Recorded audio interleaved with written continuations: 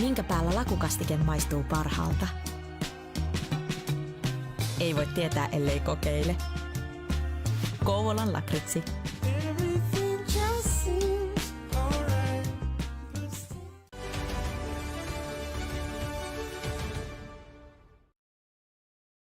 And hello, everybody, and welcome back to SportsGamer and our continued coverage of the ECL, or I was going to say the ECL Elite Division postseason, but the ECL postseason in general, because, Major, today we are covering the finals of our core division, as it is the KOST Wolves taking on the Silver Sword Griffins. Wolves with a 2-1 series lead after yesterday's action.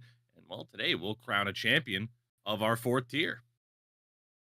Yeah, Tugi, and it's not often that we get to cover things in the core division, but always nice to see some of these up-and-coming teams in these final series, a couple of close games we saw in the games yesterday, and obviously Silver Sword Griffins able to steal that one to make things pretty interesting heading into the day for Game 4. So, as you mentioned, we're going to crown a champion, and a lot on the line here coming up right from the jump with this Game 4 coming up. Either a 3-1 series lead for KOST Wolves, or SSG could turn this into a best-of-3, so a lot to look forward to here today. Absolutely. Well, let's take a look at the bracket and show you all how we got to this stage. As again, our number 1 seed in the Silver Sword Griffins, making relatively quick work of HC Last Resort and Rusty X through the quarter and semifinals. KOST Wolves, solid efforts as well over to Rungaslet and Latunelkat. And again, now a 2-1 series lead for the Wolves in this matchup after dropping Game 1. And bouncing back, it was a victory in game number 2, and then a very close and competitive game 3. So this, a bit of action tonight could certainly go in any number of directions. And of course, we'll see how that plays out. Not sure if we have the team stats to run to. If not, we'll throw it over to the lineups here for this one. And good news, there you go. We do have the team stats. So, Major, we got to look here at the numbers up to this point in the postseason. And for the KOST Wolves, I mean, that high firepowered offense against, Silver Sword Griffins team that has had a bit more of a stable defense up to this point. Yeah, and this is the KOST Wolves team that was able to score in the regular season. They averaged 4.4 goals for per game, but they struggled a little bit in their own end with 3.23 allowed. So they're a team that is going to more or less look to outscore you rather than to stop you from scoring, which against a team like Silver Sword Griffins that averaged 5 goals for per game in the regular season and only averaged a little bit over 2, that could maybe kind of bring some trouble, you would think, in terms of the matchups. And so far, both sides' playoff performances, that's held true so far for KOST Wolves. The goal scoring has not been a problem, despite them maybe struggling a little bit in their own end. Really, Silver Sword Griffins have been the one that have seen their goal scoring go down just a tick, but the defense has been, and the goaltending has been what has really helped them out. And KOST Wolves, obviously, with a few more games played in Silver Sword Griffins, so that can kind of skew things a little bit. But nevertheless, you have two really, really good offenses. I think the question is whether or not the Silver Sword Griffins can kind of find their offense consistently against a KOST Wolves team that is going to score, but is susceptible in their own end. Well, with that, let's take a look at the lineups for this one. Same lineups that we had yesterday for the KOST Wolves side of things. Free Skillers, Marul, and Achu. Takeable Axe and Pecky on defense. Lazan in goal. On the other side, of course, the all-Latvian lineup of the Silver Sword Griffins. Martin Silens, Shmiha, and Latminks. Leonards and Kriteris. And, of course, the most fun name to say, Sin really shortened it, but we'll still go for it with Gakori Gavasits in net for the Griffins. Let's take a look at this center matchup to kick things off. Again, Marul and Shmiha going head-to-head in this one. And, well, Major, of course, Marul, the big point advantage in this matchup. But yesterday, we definitely saw him in more of a defensive role, especially after a bit of a rough start for the KOST Wolves to kick off this series. Yeah, your leading point producer so far in the playoffs. And, it's kind of interesting because, like we talked about, this is a KOST Wolves team that kind of came in, was known for the offense, was known for the goal scoring. And Marul was one of the guys that kind of led that. I mean, two of KOST Wolves forwards finished in the top 10 in the regular season in points, one of them being Marul, the other one being Skillers. So it kind of does go to show you that when it comes to these playoff series, based on the matchup, sometimes your role has to kind of change a little bit. And Marul did a good job with that yesterday, was still able to produce a little bit on the offensive end, but that defense, especially down the middle, you knew was going to be needed. He steps up here and makes a big impact. It's going to be interesting to see if maybe some of that defensive prowess shows up again here in these games today. Take a look next at the winger matchup that we have here. Again, Free Skillers, HU going head to head with Martin Sillens and Lot Minx. Key player in those first 3 games for the KOST Wolves. It was the right winger, and you can see 8 games played, 15 goals. He was on fire yesterday. Whereas for the Silver Sword Griffins, both Martin Sillens and Lot Minx with some impactful performances. I think you look at these 4 and say any individual or any pairing can step up and really take over the series down the stretch. Yeah, and I mean, really, it's just how balanced all of them are as well. I mean, for the most part, there's really not that many more assists than there are goals, or that many more goals than there are assists, other than Free Skillers, who have the 31 goals to the 15 assists. So the rest of them, pretty balanced numbers. So it kind of goes to show you that when the puck's on their stick, they can put it on net and make an impact, or they can make that extra pass to a teammate and make an impact there as well. I think the biggest thing that's going to be interesting to look out for, and obviously the games played for the wingers over on the side of Silver Sword Griffins a little bit more than the KOST Wolves team that kind of rotated their wingers throughout the playoffs. The shots on net disparity is going to be very, very interesting. Martinsons and Latmix both like to put that puck on net. That's going to be a key to watch out for throughout this game. We talk about it all the time, Tugi, how you never know how you'll get rewarded when you just put that puck on net and get it into a dangerous spot. That could be a potential advantage for the Griffins here today to look out for. Next up, of course, the battle of the defenders, Takeable Axe and Pecky for the KOST Wolves against the Leonards and Criterius. And of course, Sin and I got to talk about this yesterday. All 4 capable of putting up points and playing some stellar defense, but the key here for the KOST Wolves simply has to be doing their best to not get caught in the situation of allowing that Silver Sword Griffins counterattack to thrive. Yeah, and obviously it's going to be a 6-man effort, but I don't think that the pressure falls more than on those 2 men on the left side of your screen, and Takablex and Pechi. I mean, both of them are going to be important to this series against a Silver Sword Griffins team that, like you said, loves to operate on the counterattack. We know how lethal they are with the puck on their stick. I think this is the KOST Wolves team that knows what they're getting into. They've seen this team for 3 games now. They beat them in 2 of those 3 games. It's just a matter of can they continue to execute it, stay sound positionally, stay disciplined, don't let the intrusive thoughts win. You have to be able to kind of mix a little bit of that aggression with being conservative enough to not put your team and your goaltender in a bad position, because the minute you start giving up those breakaways, those 2-on-1, 3-on-1 situations, that's when the Silver Sword Griffins can really kill you. You get in a little bit of trouble. So them being able to stay back, that's going to be a massive, massive key here. And of course, our final head-to-head, it is the battle of the goaltenders, Lazan and Gakor Kavesit going head-to-head in this one. Talked about it in yesterday's matchup as well. In terms of the numbers, not the craziest we have seen for goaltenders, obviously, throughout some of these tiers that are like 85 and up in terms of that save percentage number, but still solid efforts.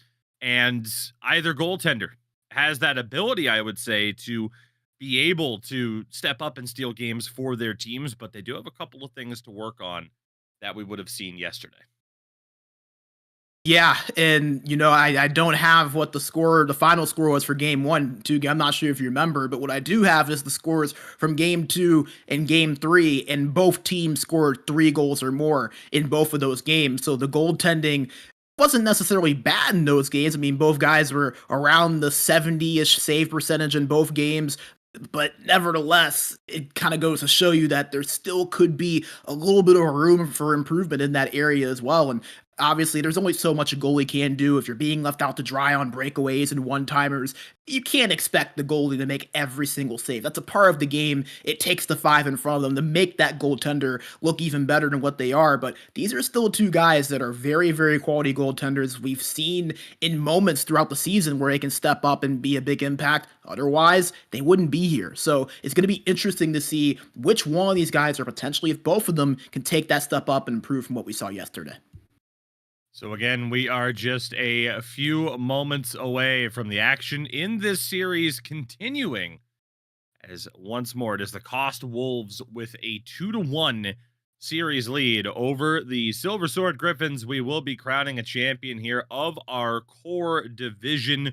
And of course, this week as well, we'll be rounding out the light division postseason. And well, this upcoming Sunday, of course, the Neo division finals as well, the best of 5 there. And all of it leads to our elite division final coming up, of course, later on this month, as we will be live at Assembly in Helsinki on Thursday, the 20th of February. Our number 1 seed in Parasite will be taking on Mustakalta. We'll be covering the entirety of that series for as long as it lasts, and we will see what this ends up looking like at this, at that time, at this point. It's tough to say, though, right? Parasite so dominant, but Mustakalta, Major, they've done such a good job throughout this season of taking that step up and continuing to rise to the challenge. But it's a whole different bar to clear when you're talking about Parasite. Yeah, I mean, Parasite, if they are able to bring home a championship, I don't think anyone would argue that it is the most dominant season that we have ever seen in the ECL. And I think it's safe to say, regardless of division, but definitely in the elite division. And I think that what makes this series specifically so interesting, Tugi, is that in the past, we have pretty much seen kind of the same 3 or 4 teams in there, the Frölundas, the Havus, the Tunnel Visions, the H-Reds, and it's kind of been the same group of 18 to 20 players typically that are in the finals. Mustakalta are the new kids on the block. They weren't even in this division a year ago. They weren't even in the ECL 2 years ago. They started out in the light division and have climbed their way up to the elite. So you have this ultra experienced team in Parasite, championships upon championships, awards upon awards throughout the entire lineup. Well, you have a Mustakalta team where every single one of these guys in this lineup have never been in this situation, let alone in a live LAN finals event that we're going to be having at Assembly. So it's kind of interesting, the old guard versus the potential future and the potential new guard. Because Mustakalta maybe stamp their way into that same tier of teams we were just mentioning, like the Havus and the Philadelphias and the H-Reds. That's what they're looking to do. So kind of a past, present versus future type of series. Those are always so fun to watch. So many storylines, and a series is going to be very good too. Those are two teams that love to play fast. They love the high action, chaotic type of style. That's going to be a series you're not going to want to miss. It'll be entertaining nevertheless. So again, all of that and more coming up over the next few weeks as we wrap up our ECL Winter 25 season. But for tonight, our focus is on our 4th of 5th tier, of course, here in the ECL. It is our core division final, just waiting for these teams to get matched up and ready to go. I mentioned it a little bit earlier on. Game number 1, Silver Sword Griffins really just, kind of kicking off the series in the most ideal way that you could, with just a dominant victory, as I am doing my best to fight off a sneeze here, and it's not going too well. So be warned. Be warned. I might have to reach for that mute button. But of course, we saw the KOST Wolves start to battle back a little bit in that first game, and they were able to carry that momentum over to games 2 and 3, and obviously now have the lead here in this particular series.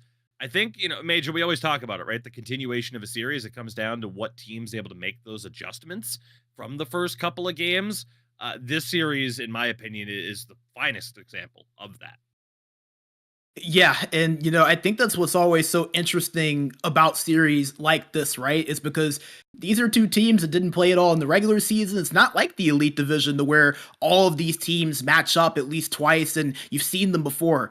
This is the first time these two teams saw each other. So yesterday you kind of saw a little bit of that feeling out period. And I think for KOST Wolves, kind of seeing what Silver Sword Griffins did in that first game, dominating the way they did, they were able to adjust a little bit, fix a few things, won games 2-3 and 2 tight games, and now both of these two sides have had, we'll say about 21 to 22 hours to kind of think on things, discuss it, make some of those adjustments, and now it's a matter of A, which team made the correct adjustments, and B, which team is going to be able to execute the best on those. I think for Silver Sword Griffins, they're going to be the ones that really are looking to change some things because things worked great in game one. You just kind of play the way you've always played all season and it worked out well. Then all of a sudden, KOST Wolves come in, they make their own adjustments, and they steal those two games back to back to come into the day with that series lead. So it's going to be interesting to see how much of a shift there is, especially in this game four compared to what we saw in the 3 games yesterday. And then again, are you making the right adjustments and are you going to be able to execute on those? And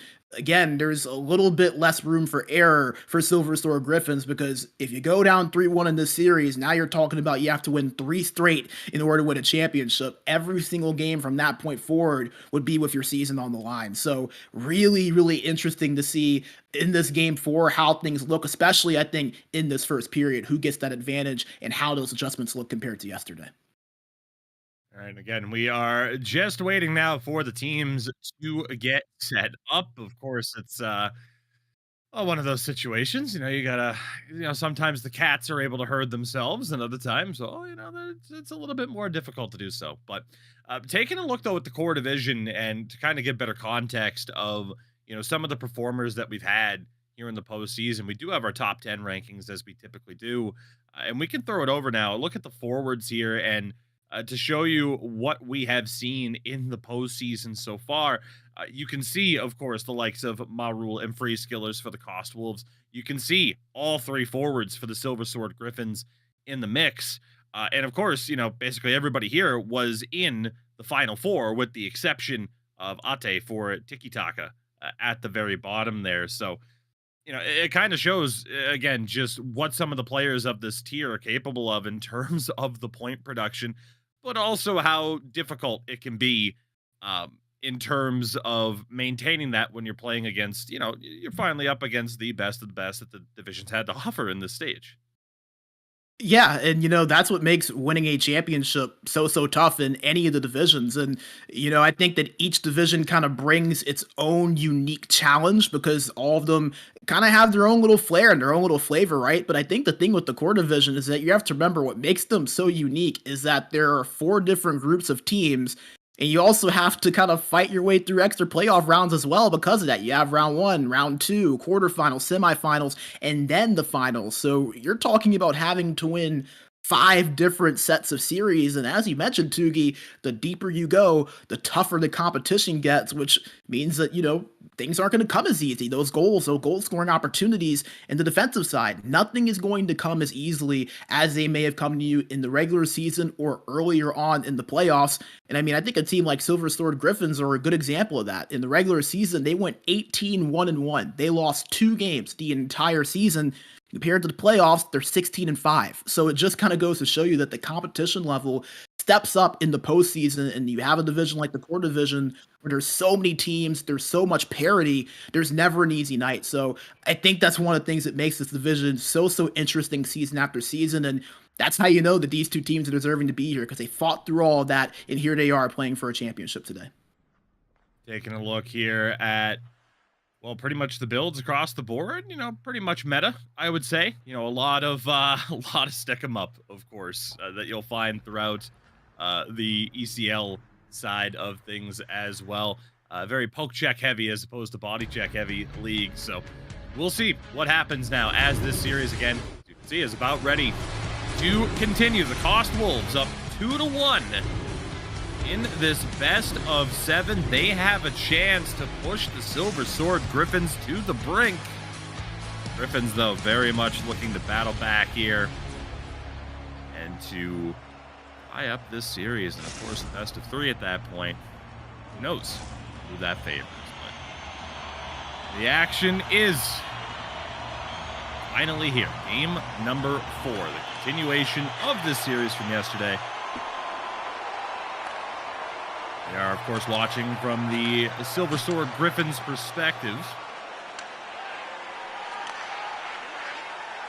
KOST KOST Wolves are able to do here on this first potential attack. Not able to time it at the line. Sillens tries to find Smiha back in the middle. By the KOST Wolves early on. Again, they had some issues, especially in game number 1. Getting a bit caught, allowing odd man rushes. There was 1 point. A long stretch pass ended up in a 2-on-0. And a goal down the other way. Shot from the point, deflected on. An early save. Yeah, and you talked about it there, that shot that was deflected right in front, and it's not a play that we've seen as often so far at NHL 25, teams going for those tips, but again, we talked about it not being afraid to put the shot on net. I like that play there for KOST Wolves to start. Sillens sends that one around. Lotmix quickly back to the point. Rutgers don't think that's quite what he was looking for. May have deflected. KOST Wolves back in possession.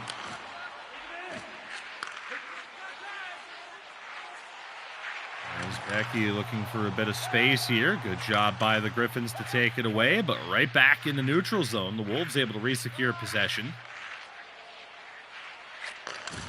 A lot more of a straightforward neutral zone battle for the first 7 minutes here. Onside. Sent in front. Just missing that opportunity. As H.U. stripped to the puck by Leonards. Tried to pass over. H.U. was there to take it away. Now here's space from Martin Sillens, and what a save by Lazan. Space on the glove side, could not beat the goaltender. Boy, and that was a great opportunity there too by Martin Sillens. He just split through 2 defenders right there of the KOST Wolves and got a good shot on that. Another one there and another save. Lazan, not the 2 easiest saves to make to kick off a game. Out of nowhere, the Griffins finding their offensive form.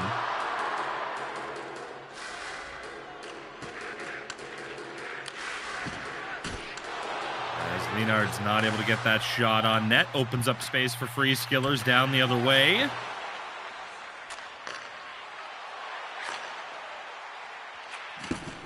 As Sillens dumps this one down low.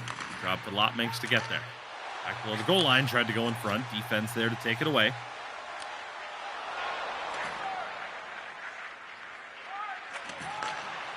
Leonard's good outlet pass up ahead to Lotmix. Tried to go back. Maybe some first game jitters that both teams really kind of shrug off here in the early stages. And again, we talked about adjustments made from yesterday too, and you're kind of seeing some of those adjustments to where, it's kind of locked in a little bit. You've seen both sides for 3 games now. You kind of know what the tendencies are for your opponent, and you hone in on those things. So it's not too surprising to see things kind of locked up and stalemated. You're seeing a lot of neutral zone battle for that reason as well. As Martin Schillens rips one on, blocker save for Lazan and up and out of play. And how encouraging is it for Lazan to get 3 really solid saves right out of the gate? A couple of really difficult shots, too, on those first 2 saves that he made. So we talked about goaltending. He's looked good so far. That's another big save right there, flashing the glove. Hasn't had an easy one to make so far in this game. Under the face-off in the attacking zone here.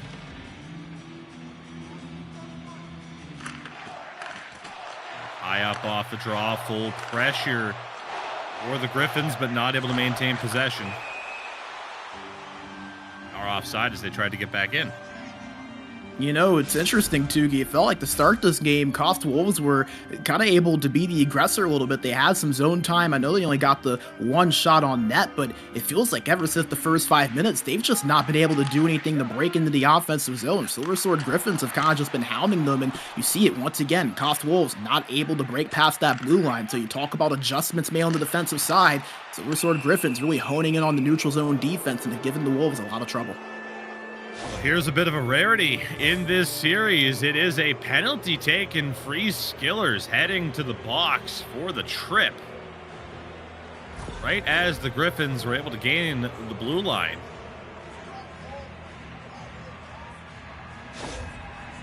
And we'll see what the Griffins are able to do here on the man advantage. Gave up that first chance. 4 straight shots on goal. Some tough stops for Lazan to make. As H does a good job of sending that one out and disrupting the Griffins in terms of getting established here early.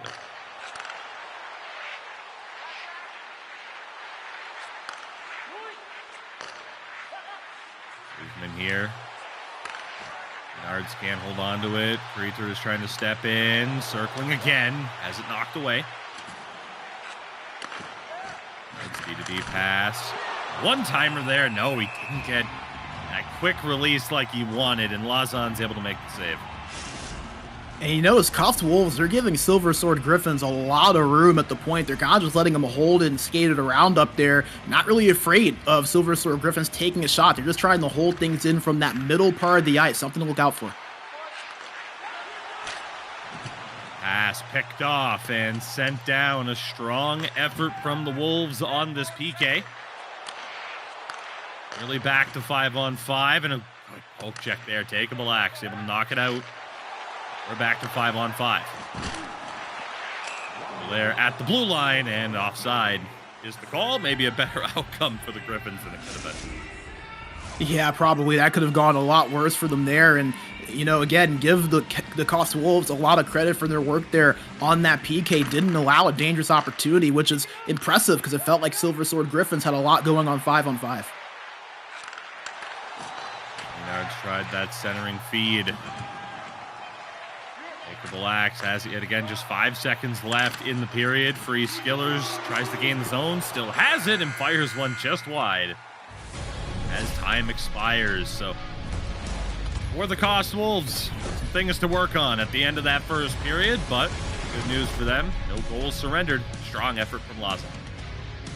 Yeah, they can thank their goaltender for this being a 0-0 game still. I mean, Silver Sword Griffins had 2 or 3 really high-grade opportunities that could have very well been goals if there weren't for big saves on the other end. So I think for KOST Wolves, they're going to be thanking their lucky stars that their goaltender stepped up in between the pipes and looking for answers on really just how they can establish the offensive zone. It's not just that they have had one shot. They haven't even really been able to break past the blue line at all. Silver Sword Griffins have pretty much stalemated them in the neutral zone. And they haven't been able to cross that blue line and really get anything working on the offensive end, which, again, is surprising for a KOST Wolves team that's been so good on the offensive end all season long. But again, Tugi, I don't mean to sound like a broken record. We talked about it. Which team was going to be able to adjust and make the right adjustments? So far, Silver Sword Griffins winning that battle here through the first 20 minutes.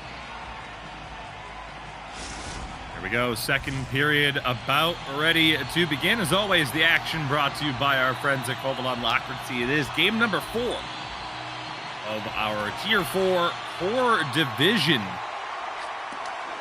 finals between the KOST Wolves and Silver Sword Griffins. Again, the Wolves with a 2-1 series lead. How that series started yesterday is another save by Lazan.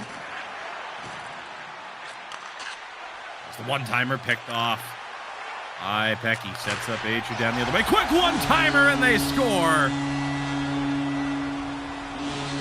A bit of a reversal of fortunes. This time it's the KOST Wolves striking on the counterattack. Free Skillers puts his team up 1-0. Yeah, I mean, that was in the blink of an eye right there. We went from Silver Sword Griffins dominating things on the offensive end to all of a sudden KOST Wolves coming in on the counterattack. They finally break past that blue line like we were just talking about, and they take a far-out one-timer. I don't think Akarev was really ready for that. He didn't slide over. I think it may have caught him off guard. The KOST Wolves even went for that opportunity, but they had the space, they took the shot, and they were able to take the goal right home with them. The 1-0 lead for the Wolves on just their second shot of the game, and unfortunately, we're gonna have this same issue that we had yesterday. Quite a few restarts due to a glitch where essentially the black screen pops up for someone and does not disappear. So that's not totally unexpected, but it is disappointing nonetheless, as it is a 1-0 lead for the KOST Wolves. But of course, this will require a restart. So we'll throw it over to a break now, and we will be back once this matchup is ready to continue.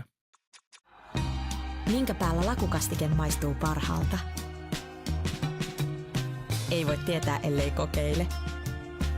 Kouvolan lakritsi.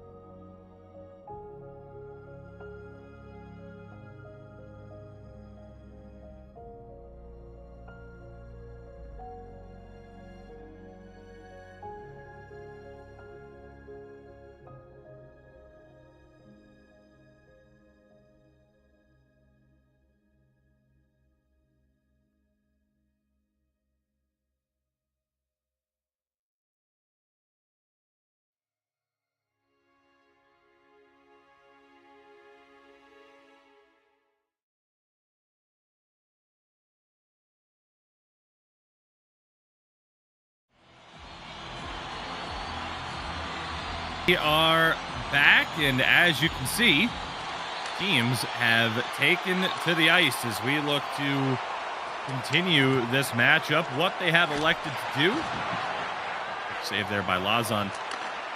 What they've elected to do is essentially play this as if it is the second period. That goal will still count. Shot on is saved there. Essentially what it is, Major, is that extra couple of minutes that they play at the start of this second period kind of factors in for the slow final 30 seconds of what would be the third. So time-wise, it equals out. It gets the action back underway early. But we'll see who this restart happens to benefit. Yeah, I mean, we've seen a lot of times in the past where a restart can kind of almost recharge a team, right? You've had a second to just kind of talk some things over, maybe make a couple of those quick adjustments, and also just the momentum of the game. I mean, remember, KOST Wolves had just scored a goal, so now things kind of balance out all over again, and you still have the 1-0 lead. That doesn't change, but just in terms of the momentum that you had from getting that goal just seconds before that freeze up, kind of dies down just a little bit. So unfortunate that they had to stop, but I think Silver Sword Griffins probably not necessarily upset that they had a few minutes to kind of take a break and can kind of just refresh things here. There's a good poke check for Freeze, who scored the goal that ultimately led to that technical issue that forced the restart. Both teams have had an offside here in the early stages of this game.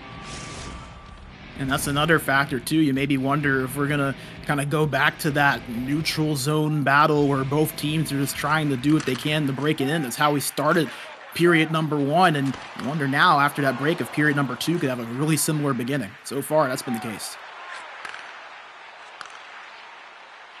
Into the attacking zone here for Lotminx. Back to the point.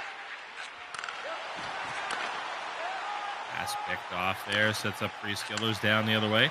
H2 back over to him, the net drive, and Origo Base able to get those sealed off. Lotminx back for Sheelan's, not able to get that shot through as a pass up to Free Skillers, nearly sent the Wolves down the other way. Back to the point. Maynard's the shot on is stopped. Dive towards the slot. Puck out to the open corner. Turnaround shot on goal. Deflected. Didn't have too much on it, though, and Lazan's able to make the save. And how big has Lazan been? I mean, we talk about how big he was for KOST Wolves in that first period, coming up with 5 saves, and all of them pretty difficult. Where would KOST Wolves be in this game without him holding a 1-0 lead? He is a massive reason for it. Should try and send things down the other way. Nice pass over to Free Skillers. Freeze looks for the wraparound. Couldn't quite get an official look and a good save on the one-timer. Wolves up to 5 shots now. Of course, the one to get the goal would have been uncontested. Another good stop there by Lazan. He's been strong so far. Becky not able to get that shot through. A good pick off. Marul, breakaway, the spin, and he can't get the puck to go. What an interesting moment of this game. Major, I think he was just a bit gassed. Like he just didn't have that speed to fully break away. Yeah, I think that's exactly what happened. Remember, defenders typically are going to have a little bit more of that energy because they're not flying up and down the ice like the forwards are. So I think that he was anticipating that he was going to run out of gas and the defender was going to catch up to him. So he tried to spin before he got in front of him. I think he may have had enough space, though, to just maybe put it on net. He might have not needed the spin move. It kind of hindered what he was able to do, but nevertheless, a big save. Shot, they score! A bit of a broken play as they were looking for the one-timer. But the Griffins will take it regardless. Yeah, narrow there on the scoreboard. It is now 1-1 in this game, as the Silver Sword Griffins have tied it. Again, looking at the scoreboard changed here, but Major, a big goal out of nowhere on another counterattack. Yeah, and that's kind of what we talked about with Silver Sword Griffins, that being their game. They love that counterattack. And it's interesting how both goals came in a very similar fashion. You blink and you would have missed it. You go from one team looking like they have an opportunity to all of a sudden the other side flies down the other end of the ice, and the first shot that they get just goes into a pretty wide open net. So interesting how these two teams have pretty much mirrored each other so far throughout these first 2 periods. Down the other way. Wins the backhand on. Interesting attempt. Rule. H2 sends one in front, just out of the reach. Freeze. Chillin's the quick shot around. Step up by Creatures to keep it alive. Lotminx. Over the goal line. Final few seconds of the period. Pass in front. Puck still loose. Kept out. And that will do it. So it sets us up for a tie game here in the 3rd period. And a strong bounce back for the Griffins to be able to find the back of the net. Yeah, and it was really exactly what the doctor ordered for them because KOST Wolves, it felt like they had the better of them really through a lot of that second period. They got a lot of shots on net. It was much improved from what we saw from them in the first period. But again, just that one opportunity on the counterattack and in taking advantage of some of the space on that open net was what made the difference. And if my math serves me right, 10 total shots on net for KOST Wolves, 10 total shots on net for Silver Sword Griffins, because KOST had only 1 in that first period. Silver Sword Griffins had 5. So a very even game overall where it's been really back and forth. Games like this, Tugi, especially with one of this magnitude to where the series could completely flip depending on who wins this, these are the type of games you like to see, and I'm not surprised to see it considering this is the 4th game these two teams have had. They've been pretty even throughout the majority of this series as well.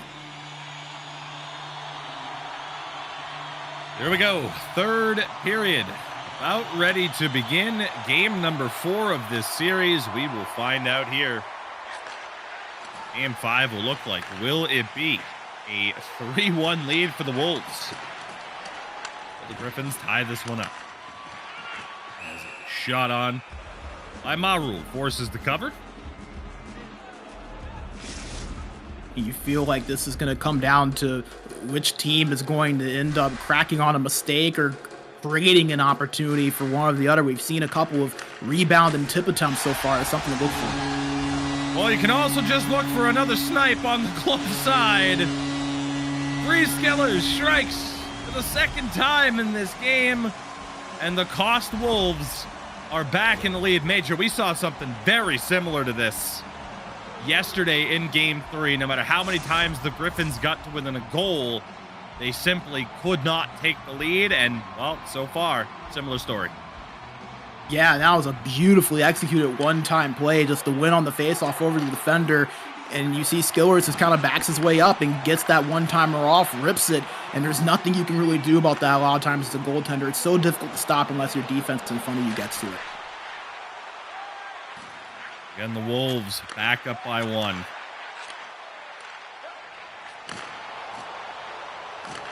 Now free Skillers. Love to get a hat trick here.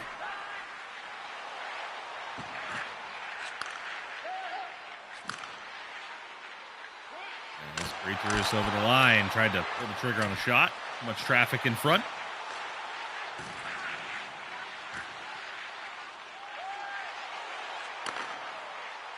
Now over the line, Maru, a bit of space, a little bit more energy this time. Tries the short side. The Wolves have done that a lot in this series, is testing that short side. Yeah, and give a lot of credit for not biting on it, but this is a big opportunity here for the Wolves, Tugi. 2-1 lead, 3rd period, 14:22 to go. If you can get that 2nd goal, have to feel really good about your chances of potentially closing out this game. You can't give up anything, obviously. You don't want to get too aggressive, but that next goal, you have to think that the Wolves are really, really going to be chomping at the bit to try to find it, to double that lead, because if they do, Silver Sword Griffins are going to be in a lot of trouble here. So again, we have the 3rd period here after a restart.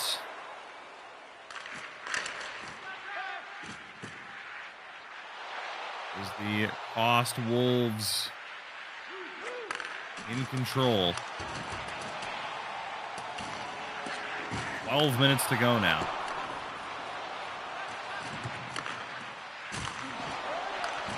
We're back in front. Good look there.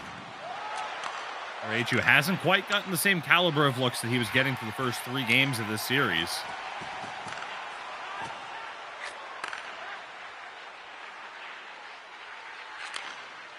Over the line, Smiha for Latminx. There is back over for Latminx, and elected to go for the pass. Thought he had a great chance to pick a corner there. Victor steps in, that one-timer, a good look. Lazan's there, though. That's been a trend for the Griffins at a few points. It feels like there's been a couple of times where they've been stalemated on the pass and they just try to make that pass work rather than just taking the shot. Might be something they look to adjust here as this game starts to get late. That's a good pick off there for Maru. Wolves 7.5 minutes away perhaps from a 3-1 series lead on the #1 seed.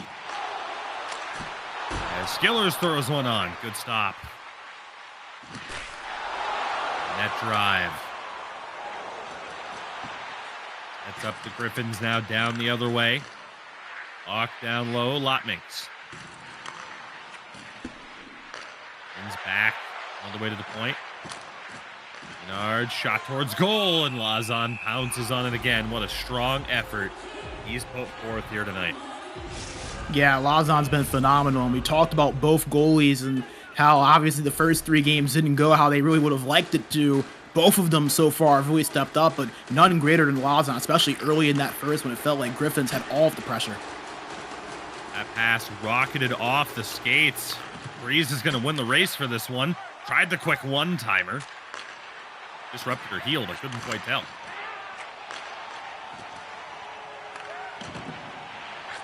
Over the line.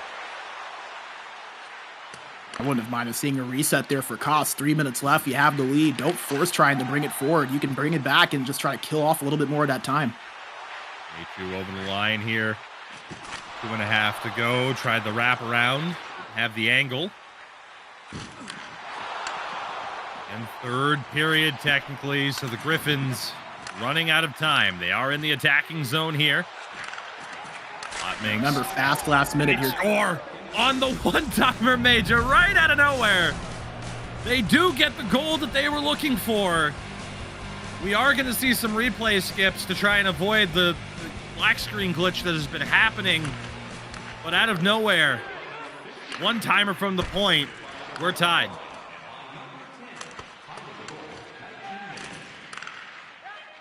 Ten seconds left in this period.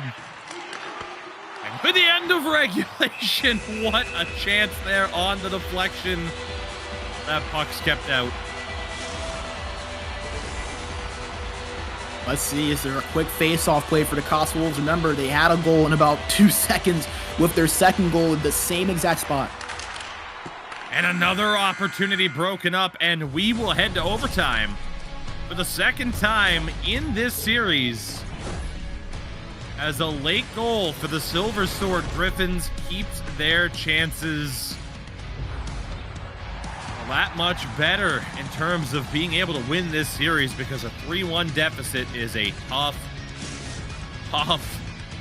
task to overcome, but they still need to find a goal here in overtime.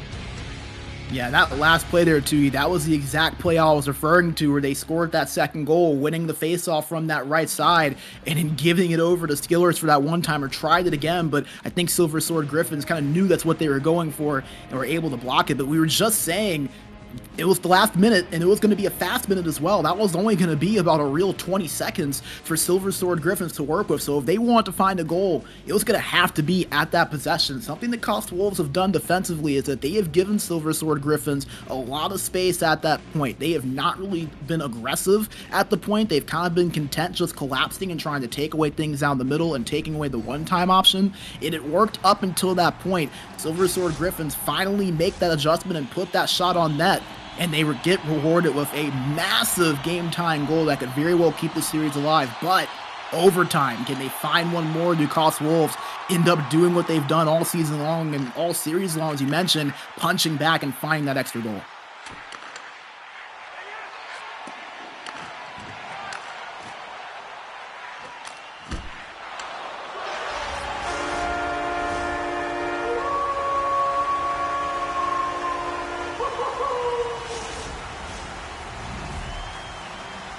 That's exactly what they do to the KOST Wolves. Find that overtime winner right there. And we were just talking about it. I mean, it seems like every time Silver Sword Griffins find a way to get things knotted up, you mentioned it in games 2 and 3, that was a very common theme. It feels like KOST Wolves just find the way, and that is an unfortunate way for Silver Sword Griffins to go down 3-1 this series. I mean, the puck just kind of trickled right through in between the pads. But nevertheless, a goal is a goal. It all counts the same. And how about KOST Wolves taking that 3-1 series lead?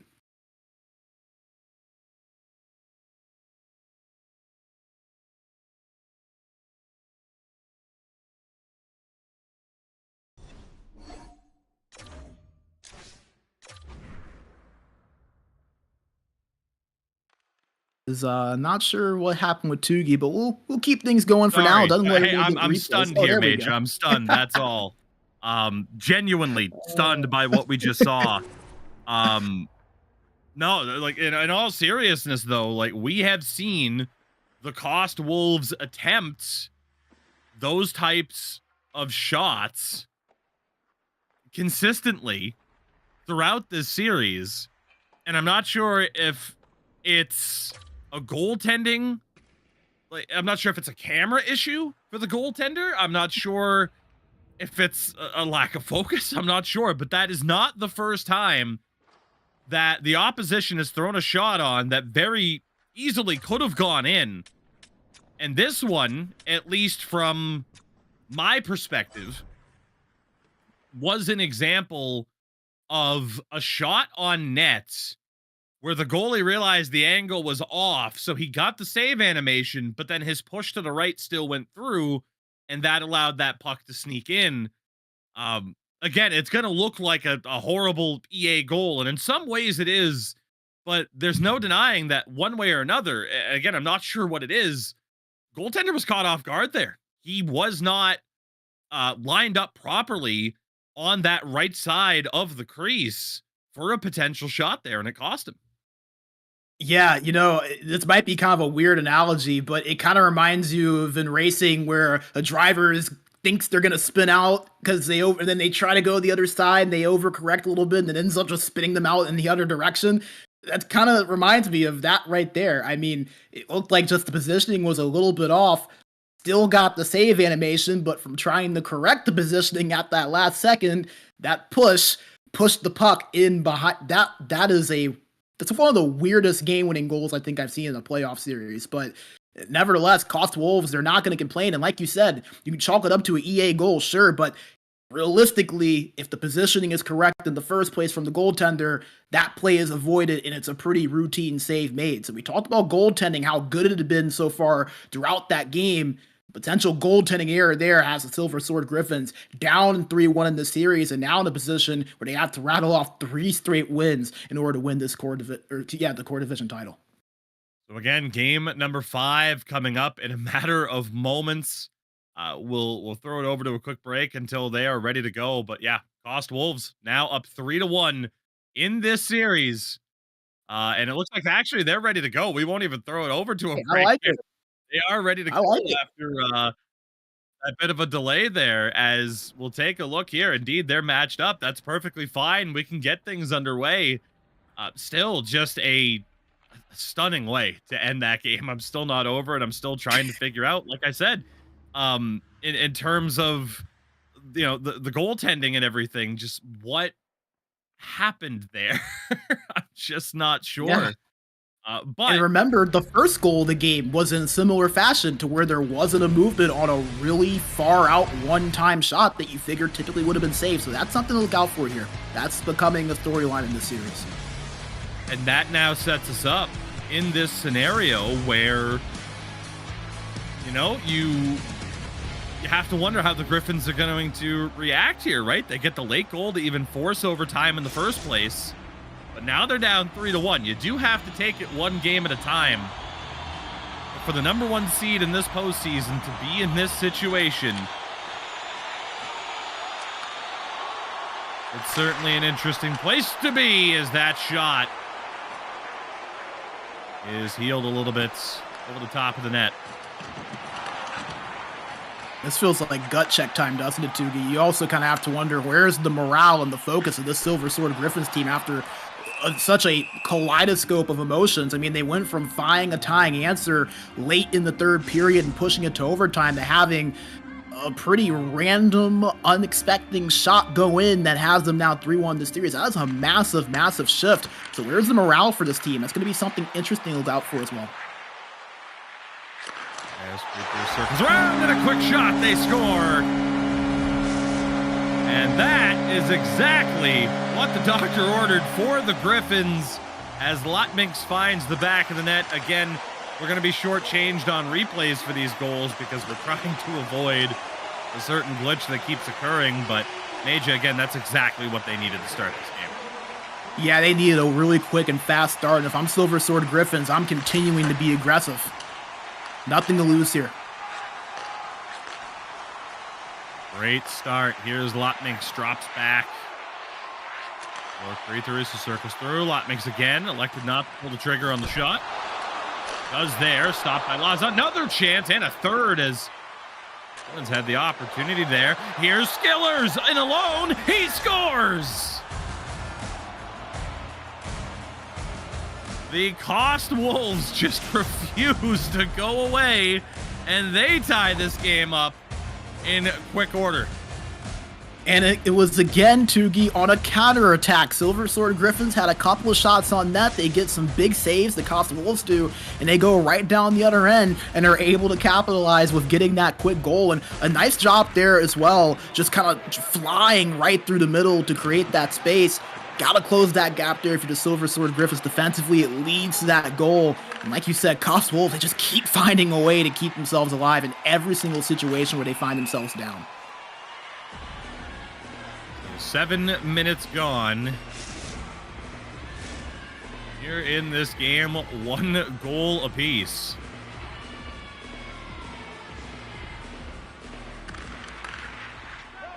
Off the face-off, the Wolves in control. Now 1 win away from being crowned champions of our core division. Long way to go, though. Offside call here.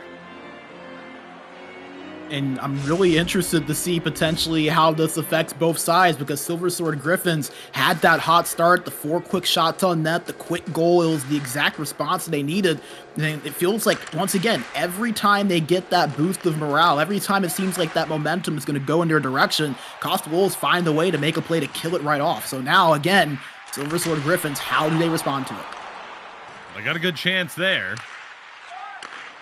Stopped by Lazan. 5 shots to 1 already for the Griffins as they tried that quick out. An unfortunate pounce animation there. The cover, unfortunate, maybe what he preferred, but does nullify the icing. Yeah, I mean, I think you'll still take it. You got a really good center, and Shmiya, who again is 56% from the dot in the playoffs, so you'll take that play. Wraps around. Lotminx, 1-timer from the point. Good save. Second chance as the puck bounces out. Was a little bit delayed.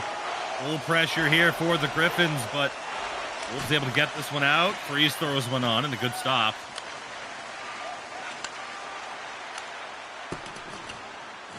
Lotminx dumps that one in. Schilling's battling for it.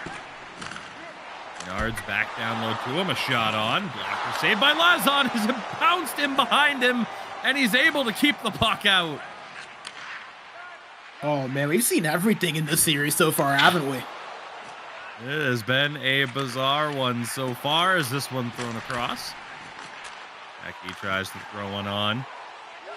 Jacob Lax able to hold on to it for the Wolves. Rule 1-timer from distance. A save, although the net ends up off its moorings regardless. Yeah, and I mean, gosh, so back and forth so far. Silver Sword Griffins kind of feels like a similar start to the first period, where they've gotten a lot of the opportunities, but yet KOST Wolves is being opportunistic, finding their way to get that extra goal. As Free is able to hold it. Shot from the point, saved, turned over. Wanted that 1-timer on the far side. This one will go all the way down for icing. And again, I can't help but to go back to that same play that KOST Wolves have gone to a couple of times, especially on their right side, winning it back to the defender and trying to find skillers on that 1-timer. As the wraparound attempt, defense was there to take it away. Not what Jennings was looking for there. Definitely not what the Wolves were looking for there as they're offside. Yeah, we've seen a lot of those offsides on both sides of this really throughout today. Both teams trying to kind of find their way through the blue line. They've had some success at some points, but there's been a lot of those miscommunications, and give some credit to the neutral zone defense of both teams trying to make life as difficult as possible. And outside of a couple of slips here and there, they've been pretty effective at it. As a shot, they score. Skillers on the backhand catches the netminder off guard, and the KOST Wolves grab the lead. And again, just one of those kind of unsuspecting shots that finds its way past the goaltender. And, you know, you hate to kind of put it all on one guy, but at the same time, it feels like that's a really savable shot. Shillings goes through. Final few moments of the period. One-timer, good stop by Lazan. As this one deflects out of the zone, Skiller is not going to quite give up on it yet, but time does run out. So for Silver Sword, they do strike first. But the KOST Wolves battle back, score 2, and have the lead. They may have struck first, but the KOST Wolves struck twice. And it's interesting because, again, just kind of a shuffle shot, far out backhand. I mean, from a really odd angle. And again, that's just a matter of the positioning not being there, not covering that glove side. You see that one little push over to the left. I mean, like I said, you know, you hate to kind of bring it all on one person, but it just feels like, especially in a game of this magnitude where you're down 3-1 in the series, it's tied 1-1, that is a shot that has to be saved right there. So the Silver Sword Griffins now, despite all of the shots, despite the opportunities, despite the really encouraging start, find themselves down 2-1 this game with their championship hopes on the line.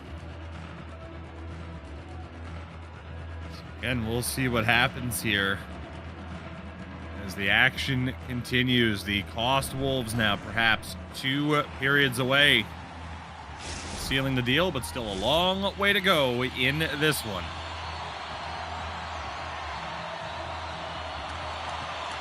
We are ready here. Second period action underway. Always we want to thank our friends at Kovalan Lockerty. There's a nice shot on. Another save by Lazan. He has been very solid here in this matchup so far. Traffic in front. It rockets out to the half wall. Nervous moments there for the Wolves.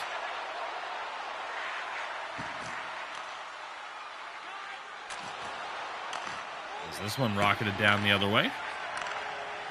And that one off the goaltender's pads, maybe even the stick. Yeah, I've seen a little bit of everything in this matchup. Quick one-timer, good stop by Lazan. Lennart gets it and rebound, just hits the side of the cage. And the Wolves will cover. How good has Lazan been so far today? I mean, you saw the stat just really quickly up there. 13 shots for Silver Sword Griffins already, 12 of them being saves, a lot of them being quick and being dangerous as well, but yet Lazan has answered the bell every single time, it feels like, and that's the goaltending that you dream of when you're trying to close out a title the way the KOST Wolves are right now. As space for Freeze, tries that one-time pass, it was intercepted. And now to Shillings, tries to get it in front. Shot differential as this game's gone on. There's Atru not able to hold up. Turned over, Atru gets it back and just has it knocked away with an open net awaiting. Bookmark that one if there's a tying goal here soon. As that shot deflects away.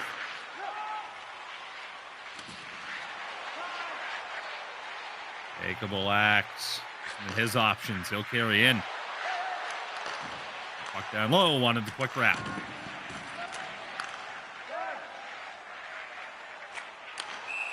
There's up the middle and just mistimed. It's offside.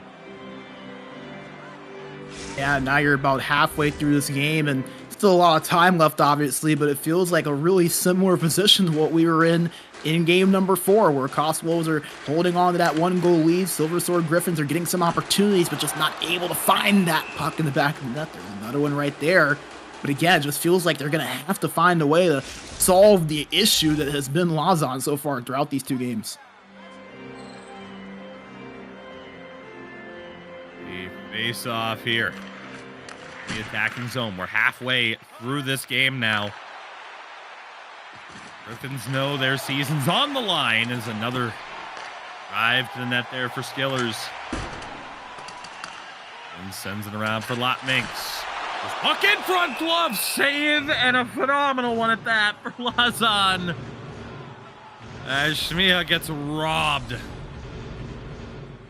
I mean, at this point, you just have to look up at the ceiling and ask what you have to do to break this guy. I mean, you have thrown every look in the book at him. He just seems to continue to find ways to make saves. The odd angle one-timer, the net was open. But he hit the side of the cage. And icing is the call. I will say, as phenomenal as Lazan has been, KOST Wolves are going to have to find a way to counterattack with some sort of pressure here too, and the dam is going to have to break at some point. There's just too many dangerous opportunities flying from the Silver Sword Griffins right now for it not to eventually.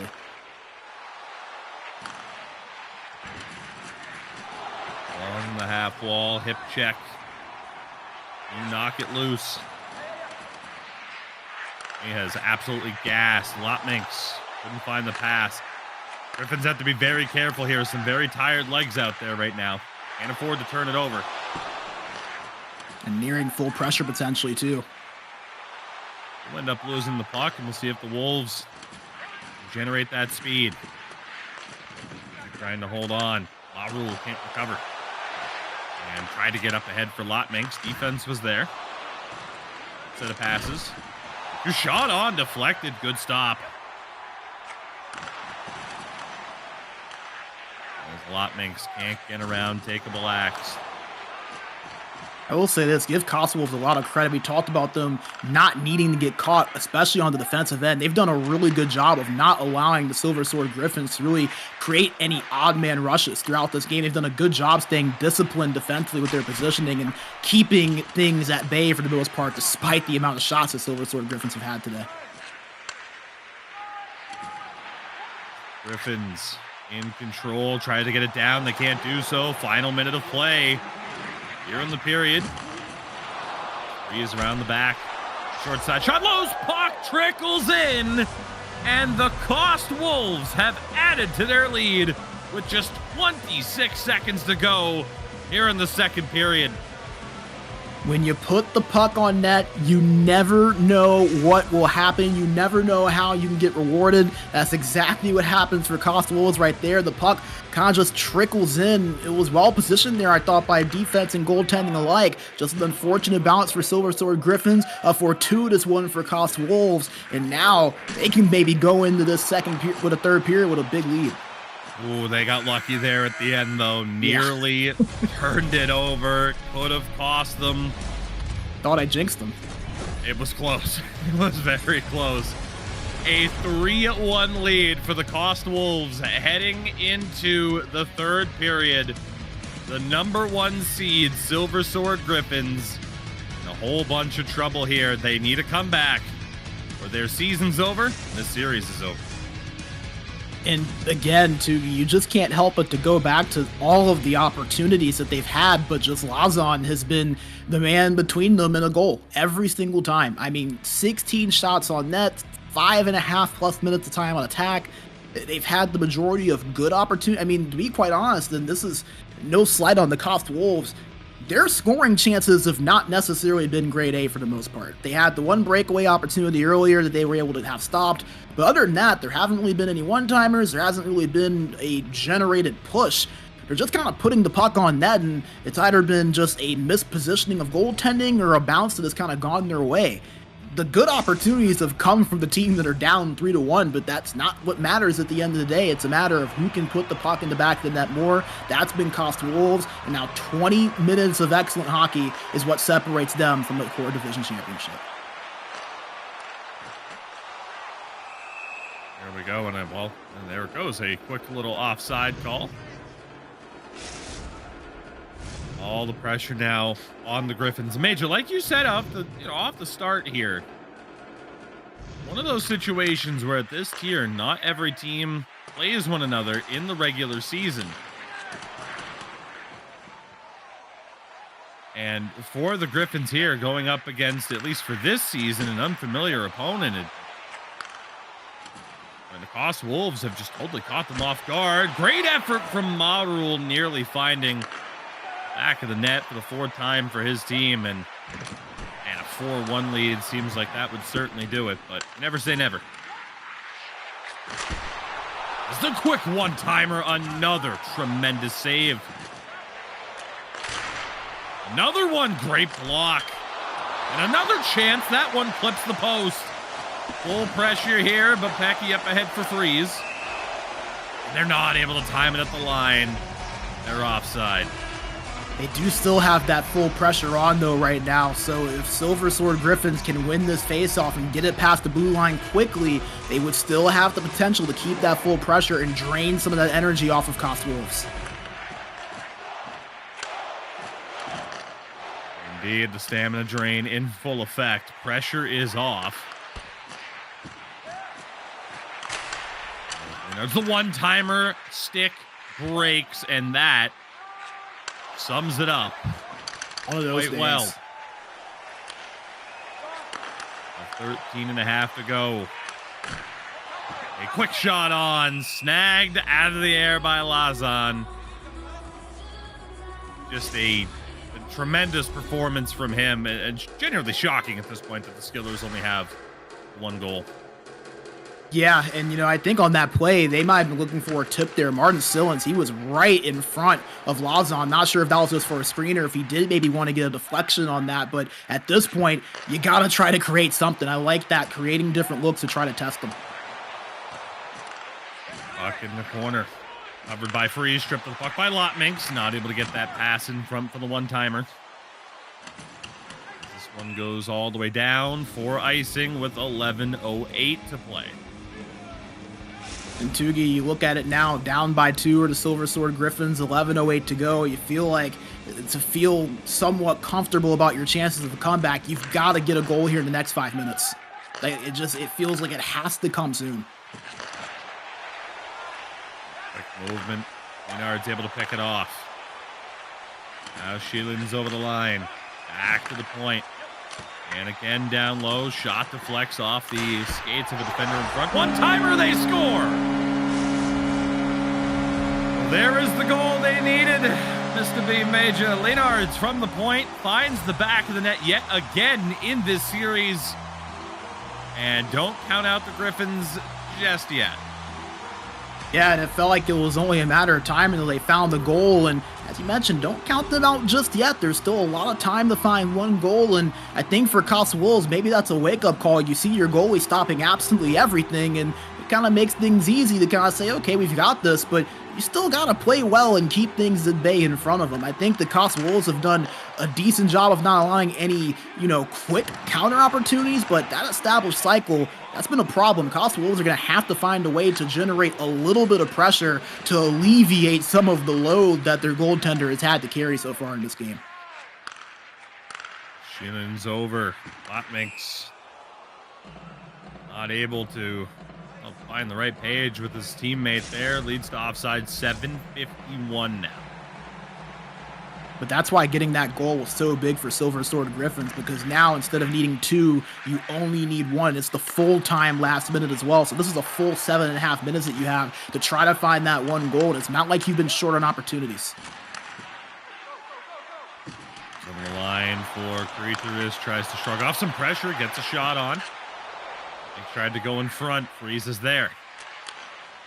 6 minutes to go now. And a missed timing at the line for the Wolves.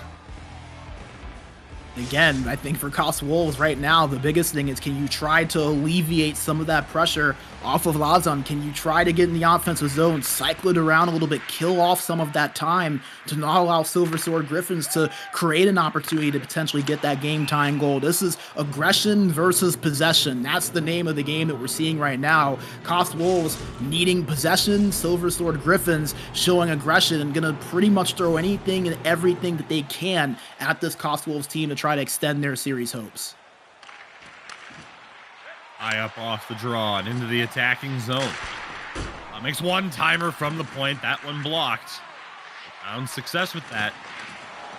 I was just about to say that. They did a good job with those blocks. Off the shot there. Chipped over. Top of the nets. One back by Creaturis. 3.5 minutes left now for the Griffins. They did get a late goal last game to force overtime. Far out one-timer, the deflection going wide. H2 stick lifted. Job by Leonards. Carries back in. One-timer good. Stop by Lazan. And Martin Seelens, and we hit 1 minute left to go. The Wolves struggling to get out of their own zone. Full pressure in effect. They do have some space here up ahead for Marul. Obviously, he's gassed. As Skillers carries into the corner. Now a counterattack against some tired legs. He tries to drop back. Still has it. Goes around the back of the net. Lotminks. To the point. Save. Second chance. They score. For the second time in as many games, the Silver Sword Griffins tie the game in the final minutes. And that's why we were saying it, Tugi. You have to find a way to alleviate the pressure, because sooner rather than later that dam is going to break. And that's exactly what happened there for KOST Wolves. They weren't able to find enough time in the offensive end. Silver Sword Griffins kept pounding and pounding, trying to find that goal. And they do there on that second chance. I mean, the shots kept piling up. And as great as Lazan has been, you just cannot rely on your goaltender when he has 25 shots taken on him. Massive goal for Silver Sword Griffins. But remember, every time they've done this, KOST Wolves have responded on the other end. One more time could win them a championship. Can they find it? From 2 goals down, the Griffins finally get those goals that they were searching for. Better late than never. You still need that one extra one, and here we go. They might be able to find it. That one sent in front, deflected away. Jacob Axe for Pecky. At this point, you can pretty much confirm next goal is winning this game. Who's it going to be? As Marul's shot, blocker save. Final 6 seconds, up the wall. Lotminks. Miha not able to hold on to it, trying to win it back. We are going to overtime for the 3rd time in this series. As Lazan doing everything he could to keep his team in it. He could only do so much. Yeah, and you know, you would hate for the effort to go spoiled for Lazan when you see a goalie playing the way he has played in this game. To lose would be really disheartening, and you almost feel like if that does happen, Silver Sword Griffins almost, I don't want to say they have the advantage in this series, but I definitely think that the morale and the momentum shifts in their favor. I mean, they have dominated most of this game, and you see it in the stats. Double the time on attack, double the shots. I mean, almost quadruple the hits. Really, the only advantage that KOST Wolves have had outside of their goaltending has been the face-offs. And remember something, we talk about goaltending. KOST Wolves, a lot of their goals have just been putting the puck on net. Very unsuspecting shots that either find their way in through a bounce or off of, you know, undesirable positioning from the goaltender. So that's something to keep an eye on. But here we go, Tugi. Title on the line. A game 6, or are we going to have a championship celebration? Let's find out. The puck drops. Overtime is underway. Both games that have gone to overtime so far, the KOST Wolves have won them. Griffins need to change that, or as Major mentioned, their season is done. And again, I just feel like for the key for both, Silver Sword Griffins continuing to apply pressure and establishing the offensive end, while for KOST Wolves, try to create some counterattacks and take advantage of just like this opportunity, but see, not able to break the blue line and goes down the other end. Shillings tries to go across. Jacob Axe is there. Now Pecky for freeze. Circles back. Quick shot. Good save. As H2 in the corner. Patience here. Down low for Marul. Circles through. Steps up to the point. Shot blocker. Save. It makes another big save. Here's H2. A little bit of space. Sends across. Nobody home. Marul, though, able to win it back. There's one towards goal. Blocked away. And the Griffins back in possession. Possession that KOST Wolves needed, though. They need more like that. Establish the zone, create a little bit of pressure. Battle for the puck. Turnover here, and Schillen's just not able to walk the line. He'll be offside. And pretty interesting, this has been a lot different than the last overtime we had, Tugi, where things didn't last but about 2 minutes. Now all of a sudden, a little bit more back and forth. A couple of opportunities for KOST Wolves, a couple for the Griffins as well. Kind of feel like that goal could happen at any point. As Maru looking. Ryan Zachu's been a little bit quiet compared to the hot start he had for this series. Freeze leading the way, goes back to take a Black, who has to chip it back down low. And the quick out, they want that counter. Schillen's scores! The Silver Sword Griffins are not done yet. There will be a 6th game in this series. Indeed, there will be. And how about the comeback effort from Silver Sword Griffins? Remember, they were down 3-1 at about the 11-minute mark in the 3rd period. That's all that separated KOST Wolves from a core division title. But they get that quick goal, make it a 1-goal game, and then they find that extra one late. It just felt like KOST Wolves really never had enough pressure. They didn't have any significant pressure. And how about that, Tugi? The Omaha play. That's one that we see often on the NA side of things. We've seen it adopted more and more over the years on the EU side. I mean, Silver Sword Griffins, they played it out to perfection right there. Martin Schillens, as you mentioned, all alone as he took off, got that slap shot off cleanly. Schillen's able to get to it, beats the man over on that backhand side and puts it in. That is a crushing loss for KOST Wolves, especially for Lazan with him playing so well. Again, I don't want to go as far as to say that, you know, KOST Wolves have lost their advantage. They're still up 3-2 in this series, but boy, when your goaltender plays like that and you have a 2-goal lead halfway through the 3rd period with a chance to win a championship and you lose in overtime, that is a demoralizing lost opportunity. And all of a sudden, too, things have gotten very, very interesting, and business has picked up once again here in this final series. We saw that type of goal scored a lot in game number 1. They haven't really gone back to it too much so far tonight. The first time they do indeed find the back of the net. A big-time goal, big-time performance from the Griffins from 3-1 down. They are able to win this game in overtime. So again, game 6 coming up in just a few moments. Stick with us. The action continues. We'll see. There's a game 7 on the horizon. Welcome to the SportsGamer Health and Performance Program. Nice to have you here. Here you have a large amount of different workouts from Wellnet, but also material just exclusive for you gamers. In your sessions, we focus mostly on neck and shoulder mobility, back health, and concentration. So give it a try and let us know what you think about it. Circles around and a quick shot. They score. And that 4-3 circles through. Lot makes again. Elected not to pull the trigger on the shot. Does there. Stopped by Laza. Another chance. A third as Schillen's had the opportunity there. Here's Skillers in alone. He scores. Refused to go away. And they tie this game up in quick order. Tugi on a counter-attack. Silver Sword Griffins had a couple of shots on net. They get some big saves, the KOST Wolves do, and they go right down. From the point, good save. Second chance as the puck bounces out. Was a little bit delayed. Full pressure here for the Griffins, but Yards back down low to him. A shot on. Blocker saved by Lazan as it bounced in behind him, and he's able to keep the puck out. Axe able to hold on to it for the Wolves.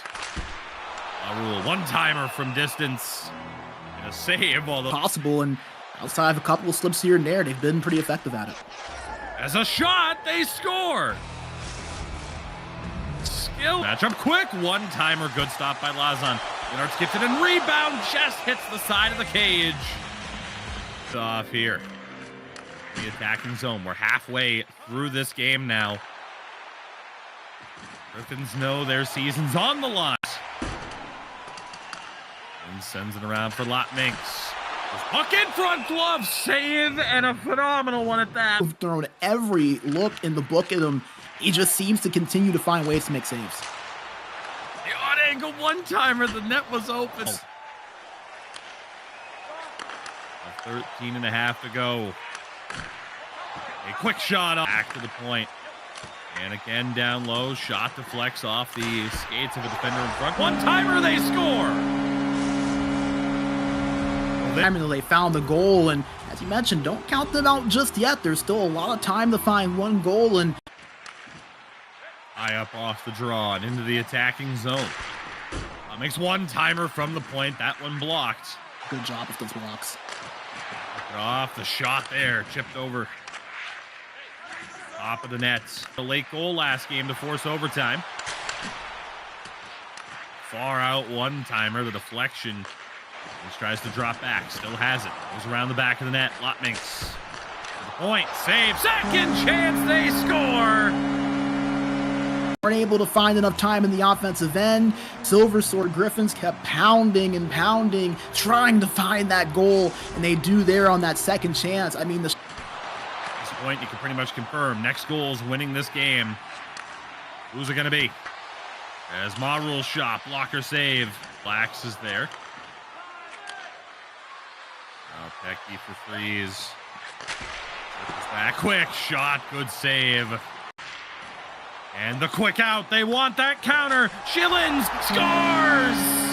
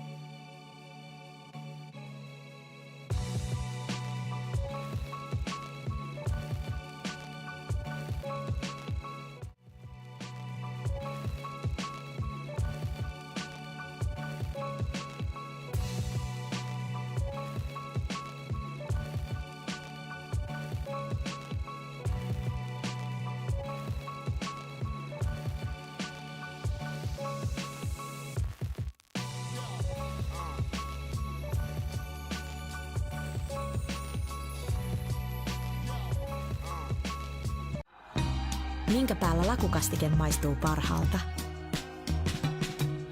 Ei voi tietää, ellei kokeile. Kouvolan lakritsi.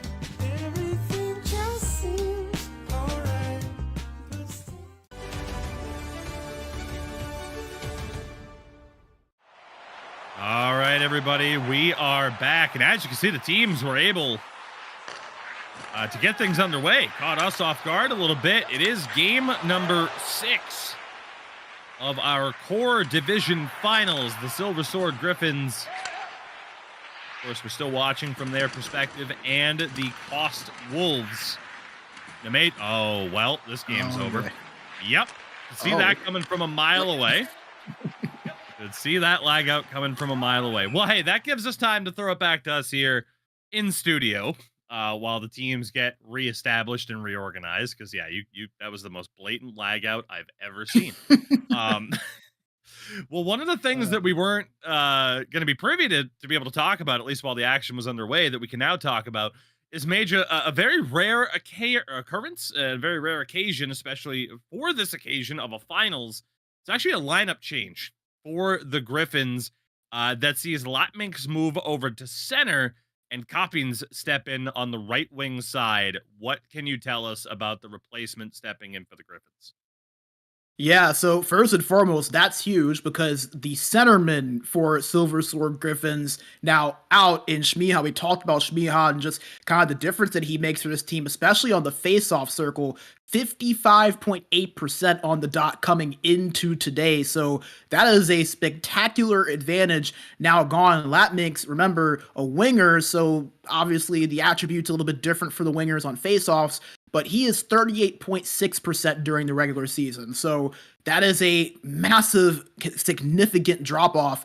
Captain so far, though, this season, not bad. He played 6 games during the regular season, had 10 goals, 5 assists with 15 points, and played a couple of games as well during the playoffs, had 5 points in those 2 games, 2 of them being goals, 3 of them being assists. So not a large sample size, but when Captains has been out there, he has been relatively effective. But again, you just can't help but to wonder how that is going to change things in terms of there being a new center down the middle. The center drives so much of the offense. That's a big shift as well. A winger that typically is more aggressive is typically playing closer to the boards, not having to kind of take on extra responsibility, manning down the middle, against a KOST Wolves team that is high flying, really does have that offense going. So I'm just interested to see how much this is going to potentially shift the strategy, or if maybe this rocks the boat a little bit of things positionally for the Griffins, because now you essentially have 3 wingers out there in your lineup.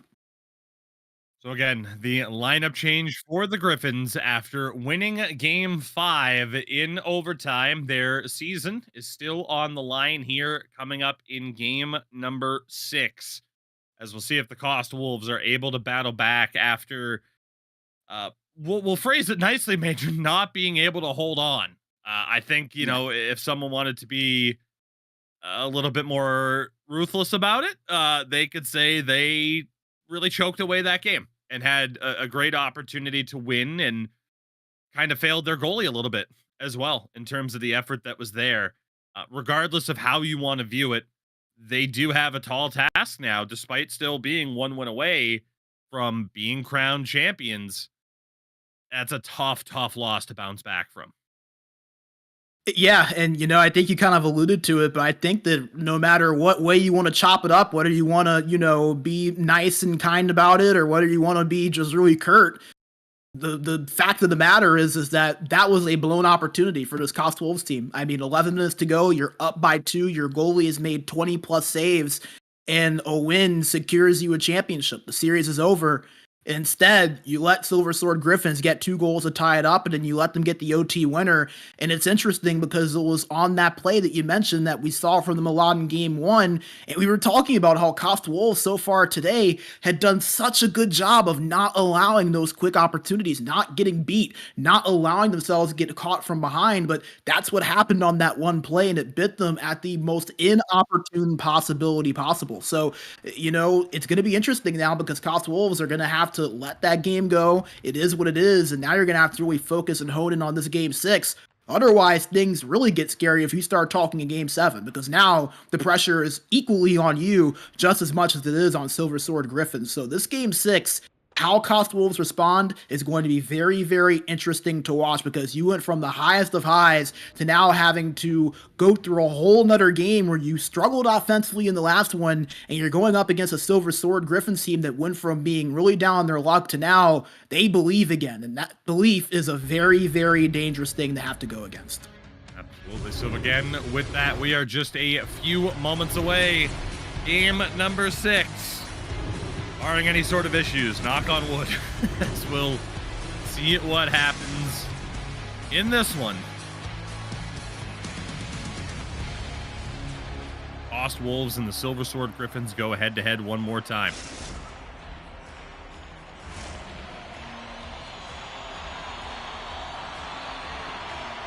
Again, we will see what Lotminx is able to do on the draw. Loses this opening face-off. Do get the puck back and are quickly offside. But there's so much to speak of, right, Major, in terms of what we've seen in the series so far. Now the lineup change. We said before we had seen a little bit of everything. Turns out we were wrong. We hadn't seen that. Yeah, I mean, we're even seeing things now that we aren't even thinking of. And, again, that's going to be something interesting for Silver Sword Griffins, because that is a significant switch, having your center out and having to move your winger over to center. And granted, Lotminx, he's very capable. He played a couple of games at center in a series earlier, held his own, but again, just a big shift. Well, he just scored a goal there to kick us off. Different position, still the same impactful player. The Silver Sword Griffins strike first here in game number 6 as Lotminx finds space past the defense. And, you know, Tugi, that's what the best players are able to do. They're able to adapt, and you see Lapminx taking advantage of that space in the middle and is able to get that space, capitalizes a nice job finding that pass there was Martin Schillens, and then Lapminx able to take advantage and beat Lazon on the backhand. And again, we just said it, there's not many things more dangerous than a team that believes. And I think that the longer this goes on, and you combine that with the way Silver Sword Griffins played in that last game, despite Lazon standing on his head, that belief is getting a little bit stronger the longer this goes on. KOST Wolves, they are really playing with fire here, and I gotta be honest, I would be desperate to try to find the next goal. If they go down 2-0, this could really spell trouble. Save there by Lazon.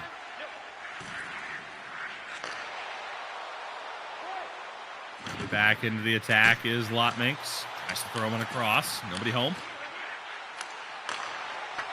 Shot on, paddled aside. Raul trying to break his way through. Back to the neutral zone and now back into control for the Griffins. Miscommunication at the line. Rachel looking for space. Zealand's able to take it away. A lot of neutral zone involvement here. A lot of quick possession changes. Yet again. And his options weaves through and just couldn't find that pass in the middle. Now space, Coppins' pass picked off. As Freeze tries the drive, defense is there.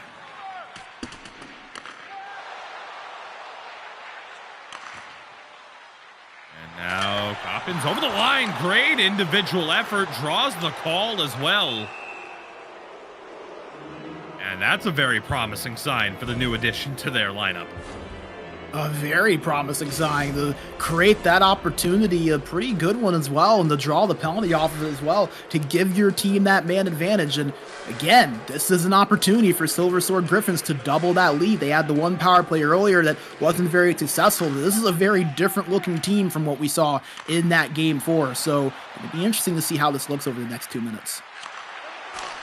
Power play, the shot, and a big save by Lazon, and another attempt from Lapminx. Puck is dumped out.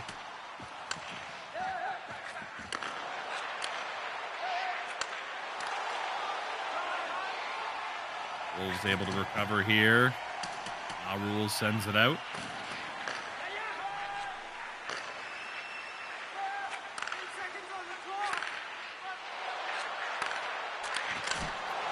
Jones in front, a glove save. Open far side corner, but he just couldn't get the shot fully over there. Yeah, it was a good look, but as you mentioned, just wasn't able to get that directed to exactly where he was looking to go. But still not a bad power play for Silver Sword Griffins. Got some shots, and they're continuing the pressure. Full pressure now upcoming, too. And a trip yet again. Ooh. The Griffins going right back to the power play as Maurul heads to the box. And the Wolves are really playing with fire now. And remember, you already have tired legs because you just killed off one penalty. You already have full pressure activated, and it just had activated like a second prior to that whistle being blown. And now you're going to have the full pressure along with another power play coming up. So this is a really, really dangerous area that the Wolves are finding themselves in. They are going to have to try to get this puck out of the zone immediately. One-timer, they score! Coppins steps into the lineup and fires home one on the power play as the Silver Sword Griffins take a 2-0 lead. Yeah, and just no one covering that one-timer. It felt like, you know, KOST Wolves were kind of fine with just collapsing towards the middle of the ice, and give a lot of credit there to Krititis for kind of spacing things out, getting that defender to bite towards him as the puck carrier, passing it over to the winger for that one-time shot that had a lot of space open for it. We said it, that the Wolves were playing with fire. I think it's safe to say they are in the fire now at this point. They are going to have to find something to change momentum quickly because this is starting to really unravel on them. Still without a shot on goal here in this one. And here's Leonard stepping in. So hold on to it. Go back, Rigorous at the point. Coppins throws one on. Another save here for Lazan, but it was close to brick wall territory at times in game number 5. You can only hold on for so long. That was kind of the talk of that last game, too. I mean, we said it. The dam's going to break eventually if you don't alleviate a little bit of that pressure off of them. And it just feels like KOST Wolves, you know, I don't know the exact adjustment Silver Sword Griffins made, but it feels like ever since that game 4, the defense has been absolutely phenomenal. They've not allowed KOST Wolves to get into the offensive zone. When they've been there, they haven't really had any dangerous shots. And then on the other end, they've been able to make offense through defense. Well, they did just get a goal there. A sign of life for the KOST Wolves as they are on the board. And it's Free Skillers yet again, who has easily been their top player tonight outside of the goaltender. Yeah, and if I'm correct, I think he has just about every goal so far today for KOST Wolves, and he has been one of the constants on their offense, has really stepped up and made some big plays for them. But again, they're going to have to find a way to do it continuously. All the momentum on the side of the Griffins, and they're still down by 1 here in this first period. And this puck below the goal line, recovered by Coppins. 90 seconds left in the period. Shot on, deflected into the skates. Here's Freeze yet again. Tries the centering feed, and trouble now for the Griffins. Final 8 seconds. That puck over to the far side corner. And blocked down on a shot from the point. That will do it for the first period. A sign of life for the KOST Wolves that they desperately needed. Still trailing 2-1.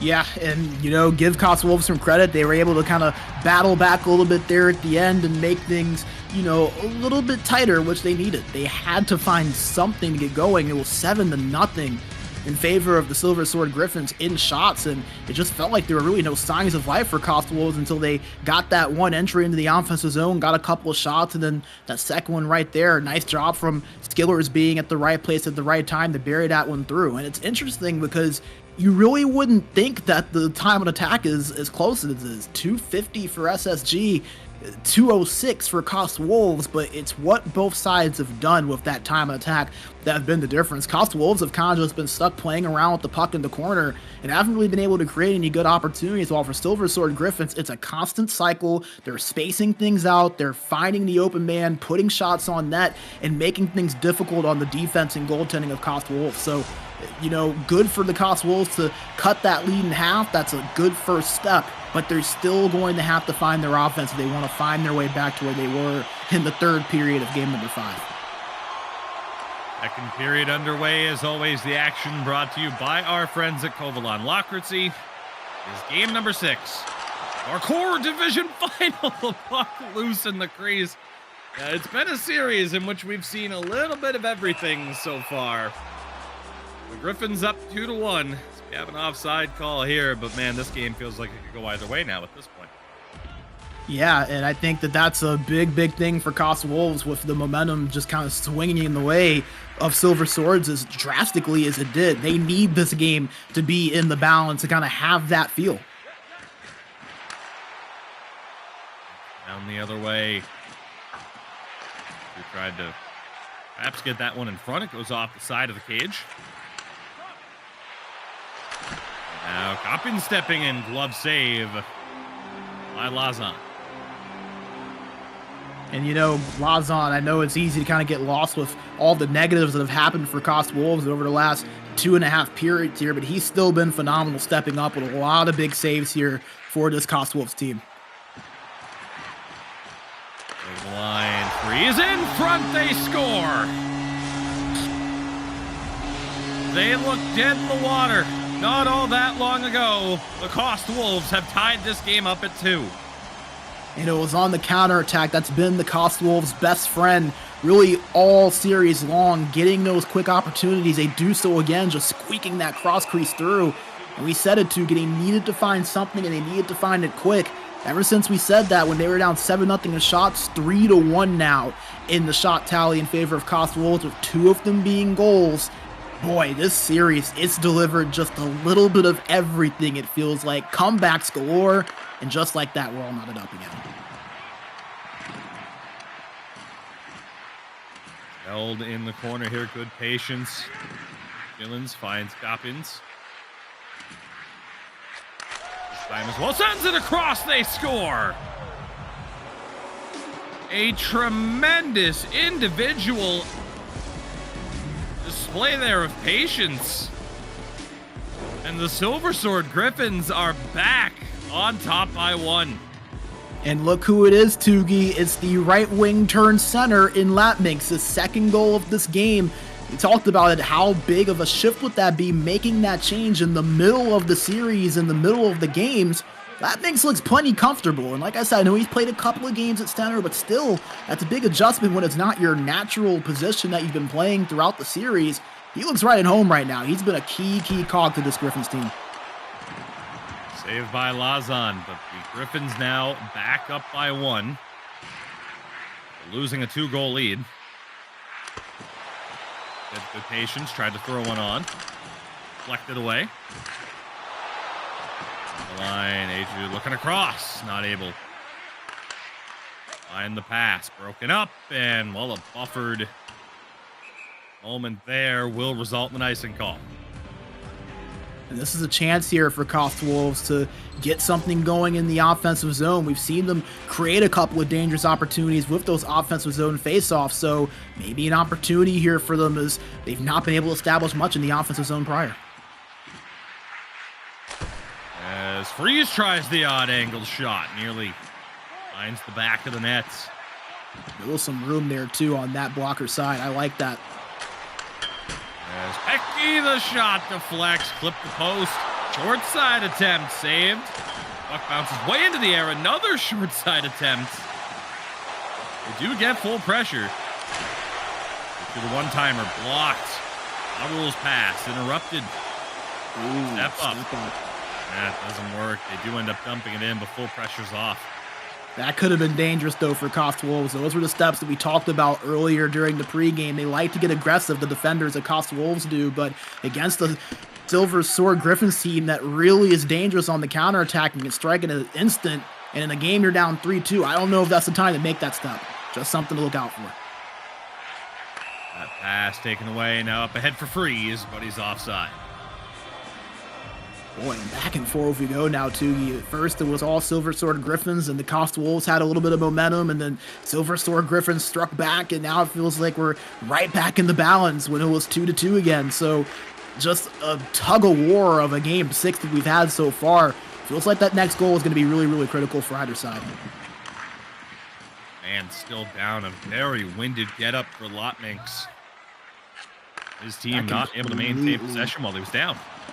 Yeah, that completely ruined the offensive possession, too, because they didn't have anything in the middle. That's where Latminx would have been. Space here. Coppins on the drive. Kept out. Lazan 3.5 to go in the second period. Check to try to keep it alive. Do get it back. Rule battling. Griffin's able to get back in control. Popping some tired legs. Sends it low, just out of reach. The center defender steps up to try to keep it alive, but the Wolves have possession with a minute to go. As Marul throws one on, blocker save, and the puck goes up and out of play. And remember, 44.9 seconds. It will be rather quick. This is going to be more like 15 to 20 seconds here. So, KOST Wolves an opportunity to maybe get a few shots on. Quick one-timer, a phenomenal save. His best of the series. Corey Gaves hit with the robbery. That's exactly what they needed from Gakor Kovacic as well. We've seen him have his struggles on a couple of those goals, but he stepped up really, really nicely here over the last 3 to 4 periods. Got to give him credit where it's due. As Griffins the pass back, one-timer, crucial block. Becky was able to get in front of it. The Silver Sword Griffins lead 3-2 heading into the third period. Their season on the line.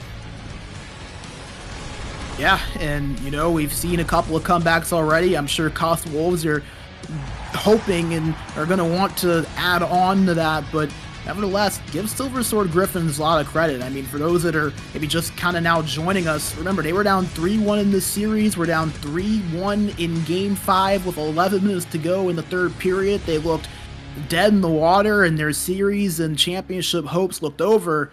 But they stepped up, found a way to take it to overtime, won it in overtime, and now here they are in Game 6 with 3-2 lead and playing, I think, arguably the best hockey we've seen from them since that first game of the series where they were pretty dominant. So give them some credit, but then KOST Wolves finding their way in that second period despite a rough first. Got a couple of goals, were able to make this one tied, and then obviously surrendered that goal right after they got that second one, but they've put themselves in position to be in position, and that's all you can ask for. You got to let go of that Game 5. You got to focus on this one period. One good period for KOST Wolves could be all it takes for them to win a championship, so it'll be interesting to see how this one goes. We're going to see that championship one, or is this one getting pushed to a Game 7?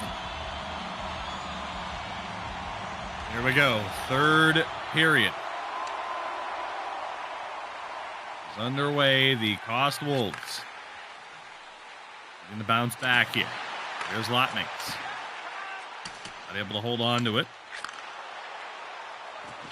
Now Marul stepping up for the Wolves. His shot blocked.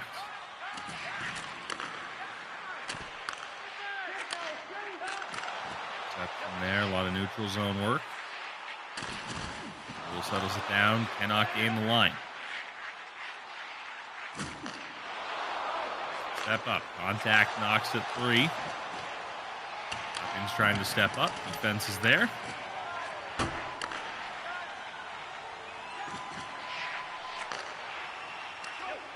Try to go back across. The Wolves right now having a lot of trouble gaining that offensive zone.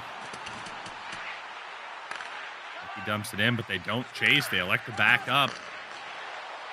Interesting strategy at this point when they're trailing. Chillings around the back of the net. Nobody home. A rule for A2 here.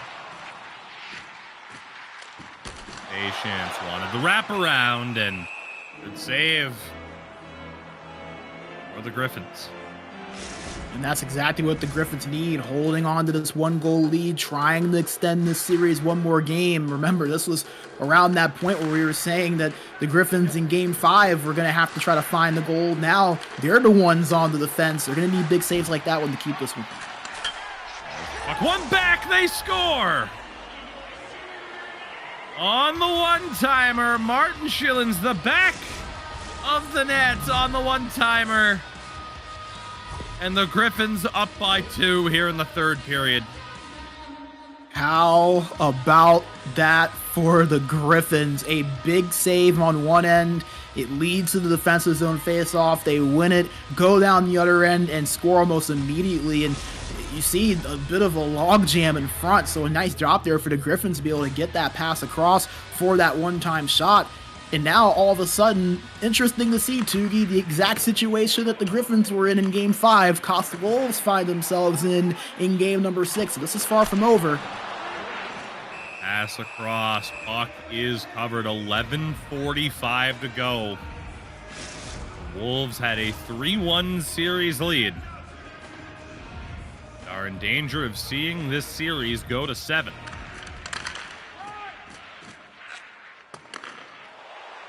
Up the wall for Coppins. It's knocked loose. Here's Schillens for Lotmix. Can't hold on to it. That one towards goal. It's a nervous moment, that's for sure. First time I've seen a goalie do a between the legs deke. As Marul for the Wolves throws one towards goal. Second chance, third even, but a cover 9:22 remaining.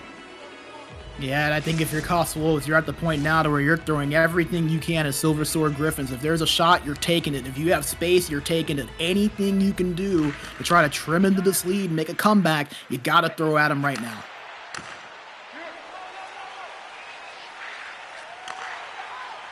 As the Wolves try to get into the offensive zone, they do. Battle for the puck. Oh. For H2, Becky's shot doesn't go through. One-timer glove save. Gakor Gavesic continues to develop into this series after some rough moments. It's been his strongest performance so far. Yeah, he's been really good since the second period of game number 5. He's stepped up a few different times, does so again right there. The other way, Menards with speed. Goes for the wraparound. Lazan make the save for his team. I think the encouraging thing, too, right now for the Griffins is that they've been so possession dominant. You have a 2-goal lead that kind of plays right into your hands. Just playing the possession, killing off that time as much as you possibly can.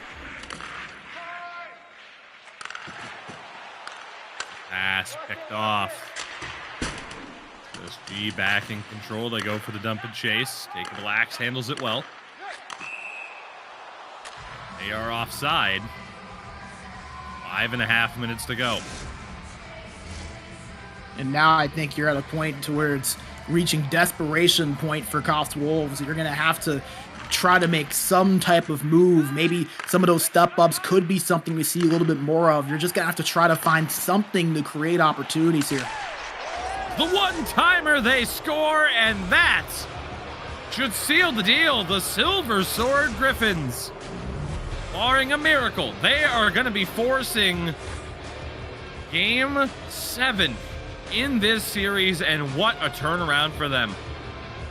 Yeah, and how about that? It was Coppings, the late substitution, that gets the goal there for the Silver Sword Griffins. And, you know, Tugi, I kind of said it after that game, you know, KOST Wolves, they still had the advantage in terms of the series because it's still Silver Sword Griffins who had their backs against the wall, but a game like Game 5, how it happened, the way it happened, the way it ended up, those are the games that can change series. And it just feels like ever since, everything has gone the way of the Silver Sword Griffins and KOST Wolves. They just haven't been able to coordinate a response to it. It's the first time we've seen them not be able to find a response to a big punch.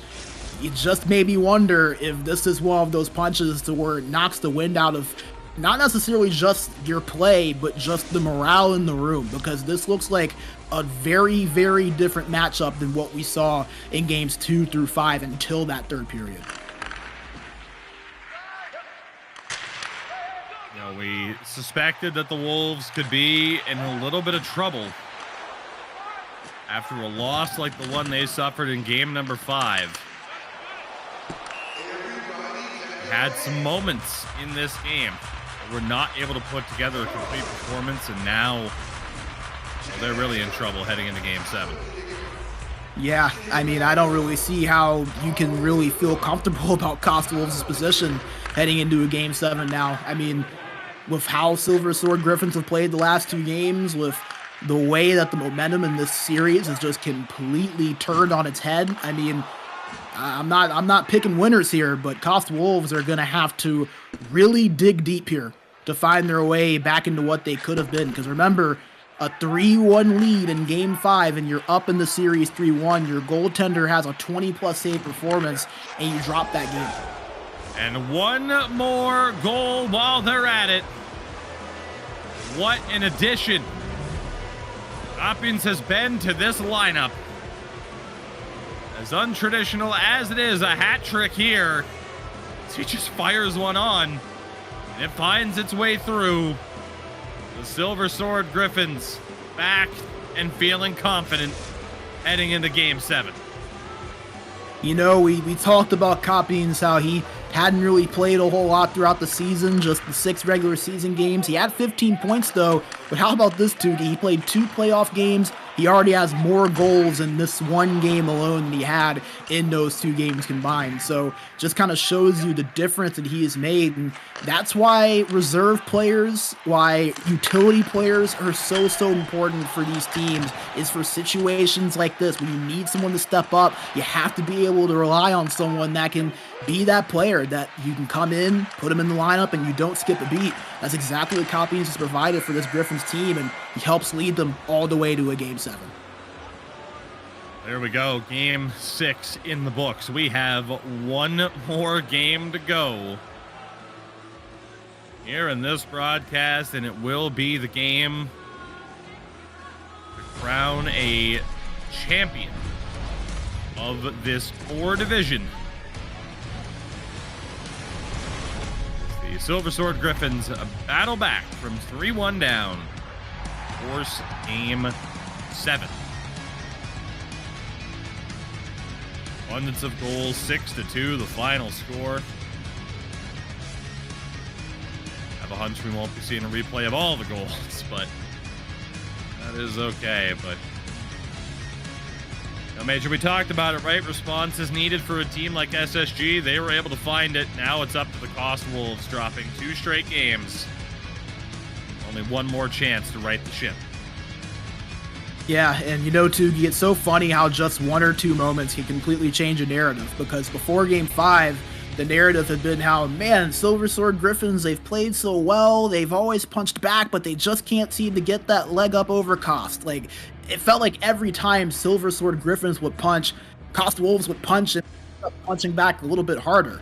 Now, all of a sudden, the narrative is completely flipped, and it feels like Silver Sword Griffins have thrown a punch so hard that KOST Wolves are kind of just sitting on the ground and are still trying to catch their breath again. I mean, it is amazing how drastically the entire scope of this series has shifted. I mean, I think that we all thought that this broadcast was going to be over 30 minutes ago, yet here we are. We've got an exciting Game 7 coming up with a championship on the line. Give a lot of credit to Silver Sword Griffins for their resilience and fighting back, but boy, this Game 7, KOST Wolves, if they don't find a way to win it, they are going to have a long, restless night upcoming if they end up dropping this series.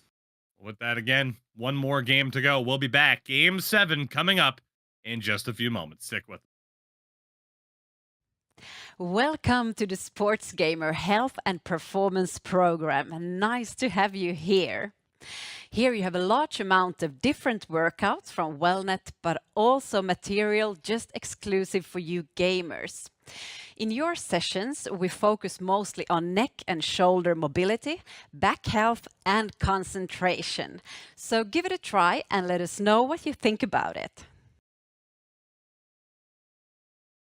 Again, that's going to be something interesting for Silver Sword Griffins, because that is a significant switch, having your center out and having to move your winger over to center. And granted, for the series earlier held his own, but again, just a big shift. Well, he just scored a goal there to kick us off. Different position. Still, you know, Tugi, that's what the best players are able to do. They're able to adapt, and you see Lapminx taking advantage of that space in the middle and is able to get that space, capitalizes a nice job.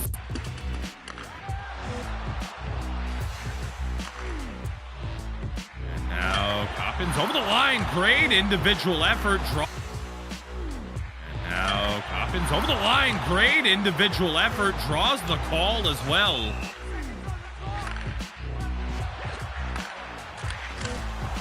Jones in front, a glove save. Try to get this puck out of the zone immediately. The one-timer, they score!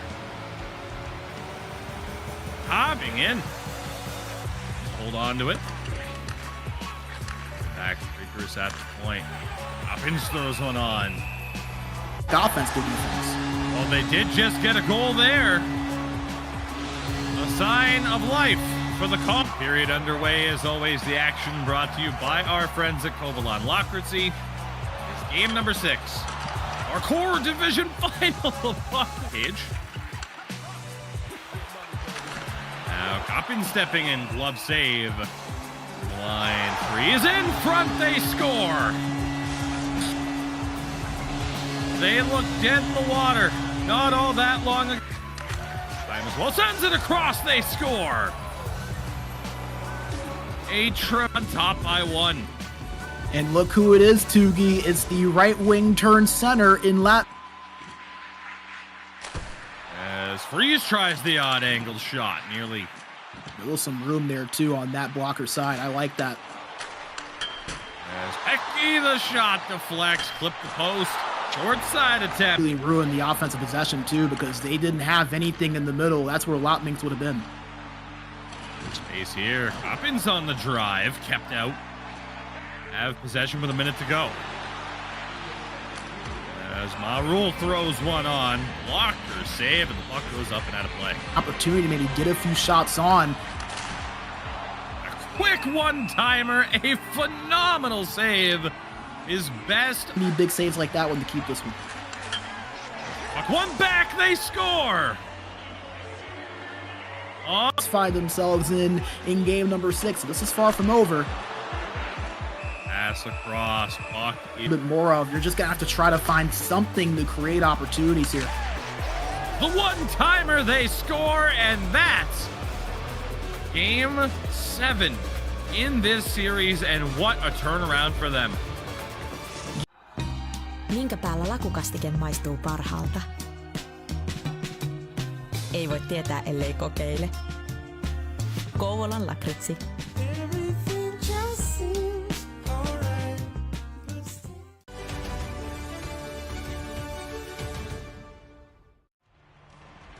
All right, everybody, we are back, and as you can see, teams have taken to the ice. It is game 7 of our core division finals. It is time to crown a champion. The KOST Wolves had a 3-1 series lead. That has evaporated with our number 1 seed, Silver Sword Griffins, battling back. Force this winner-take-all game. Yeah, I mean, nothing from the first 6 games really means a whole lot now other than the side of momentum and morale. And for Silver Sword Griffins, I think those last 2 games, you want to carry them over. You want them to mean something. Well, for KOST Wolves, I think you just have to take this as just a game. I don't think you can even think of it as a championship game. I don't think you can think of it as a game 7. You almost just have to completely wipe the slate clean and just focus on 3 periods of hockey and playing it, because it's just one of those things to where with the magnitude and of everything that's happened to them in this series over the last couple of games, you kind of have no choice but to forget about it, and that's probably your best chance of finding a winning formula. There we go. Sillins into the attacking zone, and a good save there by Lazan, who will strike first in this one, and blocker stop.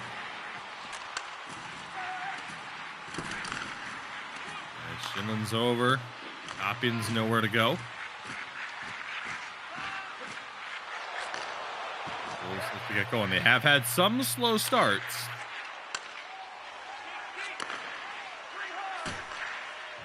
SSG back in control, not able to break through. Skillers over for Marul, but they're offside.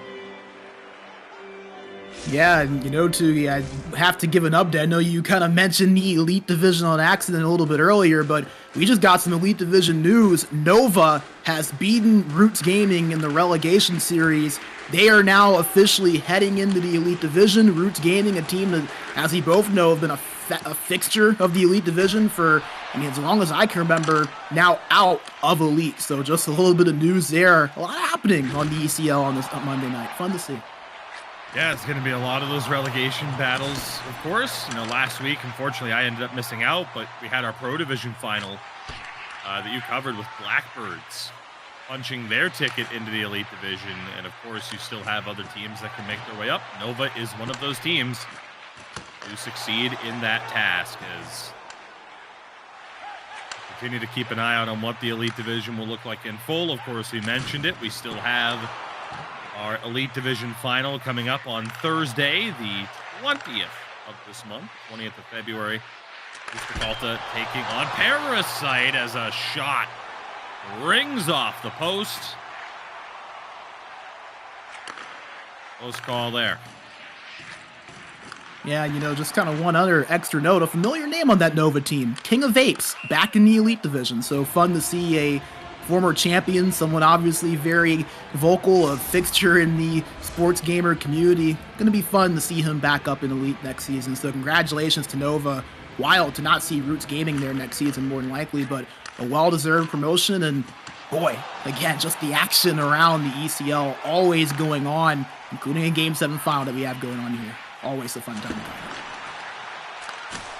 Just had another relegation series report coming as well. Wow. We'll mention that here as well with SSK Esports getting promoted over the Fallon Coal Miners. So the pro division looking to step up and take over. That is, of course, 3 teams out of the possible 4 already promoted. We'll keep eyes on that 4th series as well. But now a nice shot on there.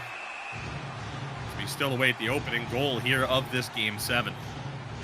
Yeah, and I don't mean to take away too much of the attention, but give SSK Esports a lot of credit, because remember, Tugi, they had to get in with a 4-game winning streak to even make the playoffs, and they made it by 1 point. So they went from potentially not making the pro finals at all in the last game of the regular season to now being in the Elite Division. I mean, that is about as storybook as it gets, so congratulations to them. Fallon Coal Miners now going back down to the pro division after spending the last couple of seasons up. So, man, just so much happening right now in the ECL, and looks like KOST Wolves going to get one of their first power play opportunities here as well in this game. Still looking for that first goal. Power play here for the Wolves, but a good job here from the Griffins early on, killing some time. I think this is the first time we've seen KOST Wolves on the power play too, at least so far today.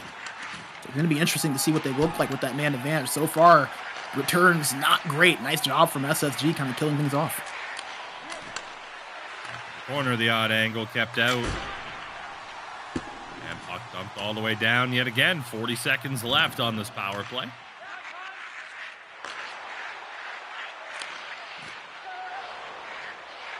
Over the line. Good movement here. Puck down low. Broken up. We are back to 5-on-5. They go for the quick heads-up play. And a great opportunity on the backhand. Leonard's just not able to tuck it.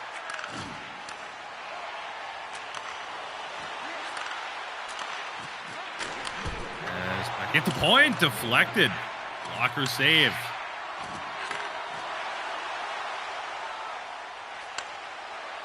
Down the other way.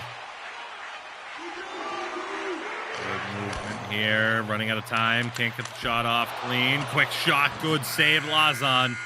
And the first period comes to a close in a very hotly contested start to this Game 7. Yeah, and I think this is the first time today where we have had a scoreless period between these two teams. It feels like typically one side was able to get a little bit of an advantage over the other, but this one a little bit of a different pacing so far. A little bit more back and forth, not too many opportunities. Both sides looking for that first goal still after that first 20 minutes.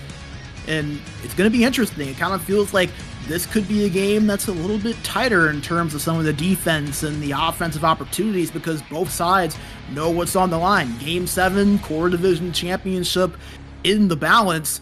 That can lead to some more conservative play. And you see the 4 shots for each side so far as well. Time and attack very even. Really, this is probably about as even as we have seen in terms of the games so far, at least during our broadcast today. See what happens here as we head into this second period. 6-1 face-off advantage, so just continuing to stand out. See if it cost them. As we get ready for the second period, as always, action brought to you by our friends at Koval Locker. See, this is Game 7 of our Core Division Final, and a nice broken pane of glass to kick things off. Again, the KOST Wolves had a 3-1 series lead. Silver Sword bouncing back. Forced this Game 7. Of course, the Core Division, our 4th tier. See a deflection off the post and swatted back. A lot of post hits for both of these teams throughout this series. Griffins not able to hold. Sealins was the overtime hero. Rips one on there, a good save. Overtime hero of game number 5. Yards back for Sealins here, around the back of the net. In front, good save. The attempt from Rotmix. Coppins the one-timer, another phenomenal stop by Lazan.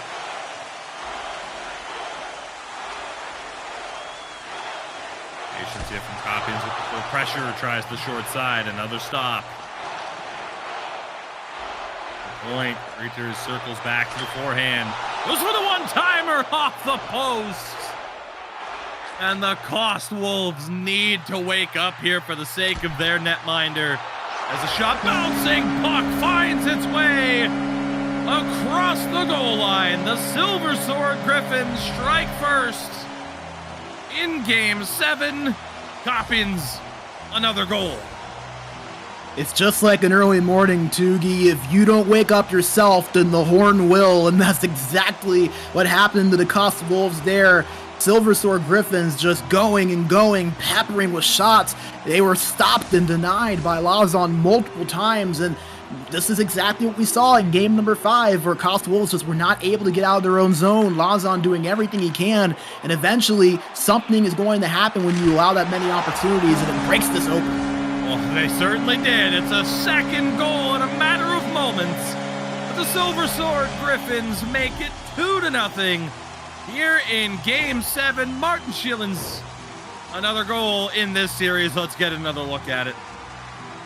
Yeah, and you see just right off that one-timer there, and like we said, when you don't apply pressure, sooner rather than later, that dam is going to break. And I don't mean to sound like a broken record saying that, but that's been the story of this series.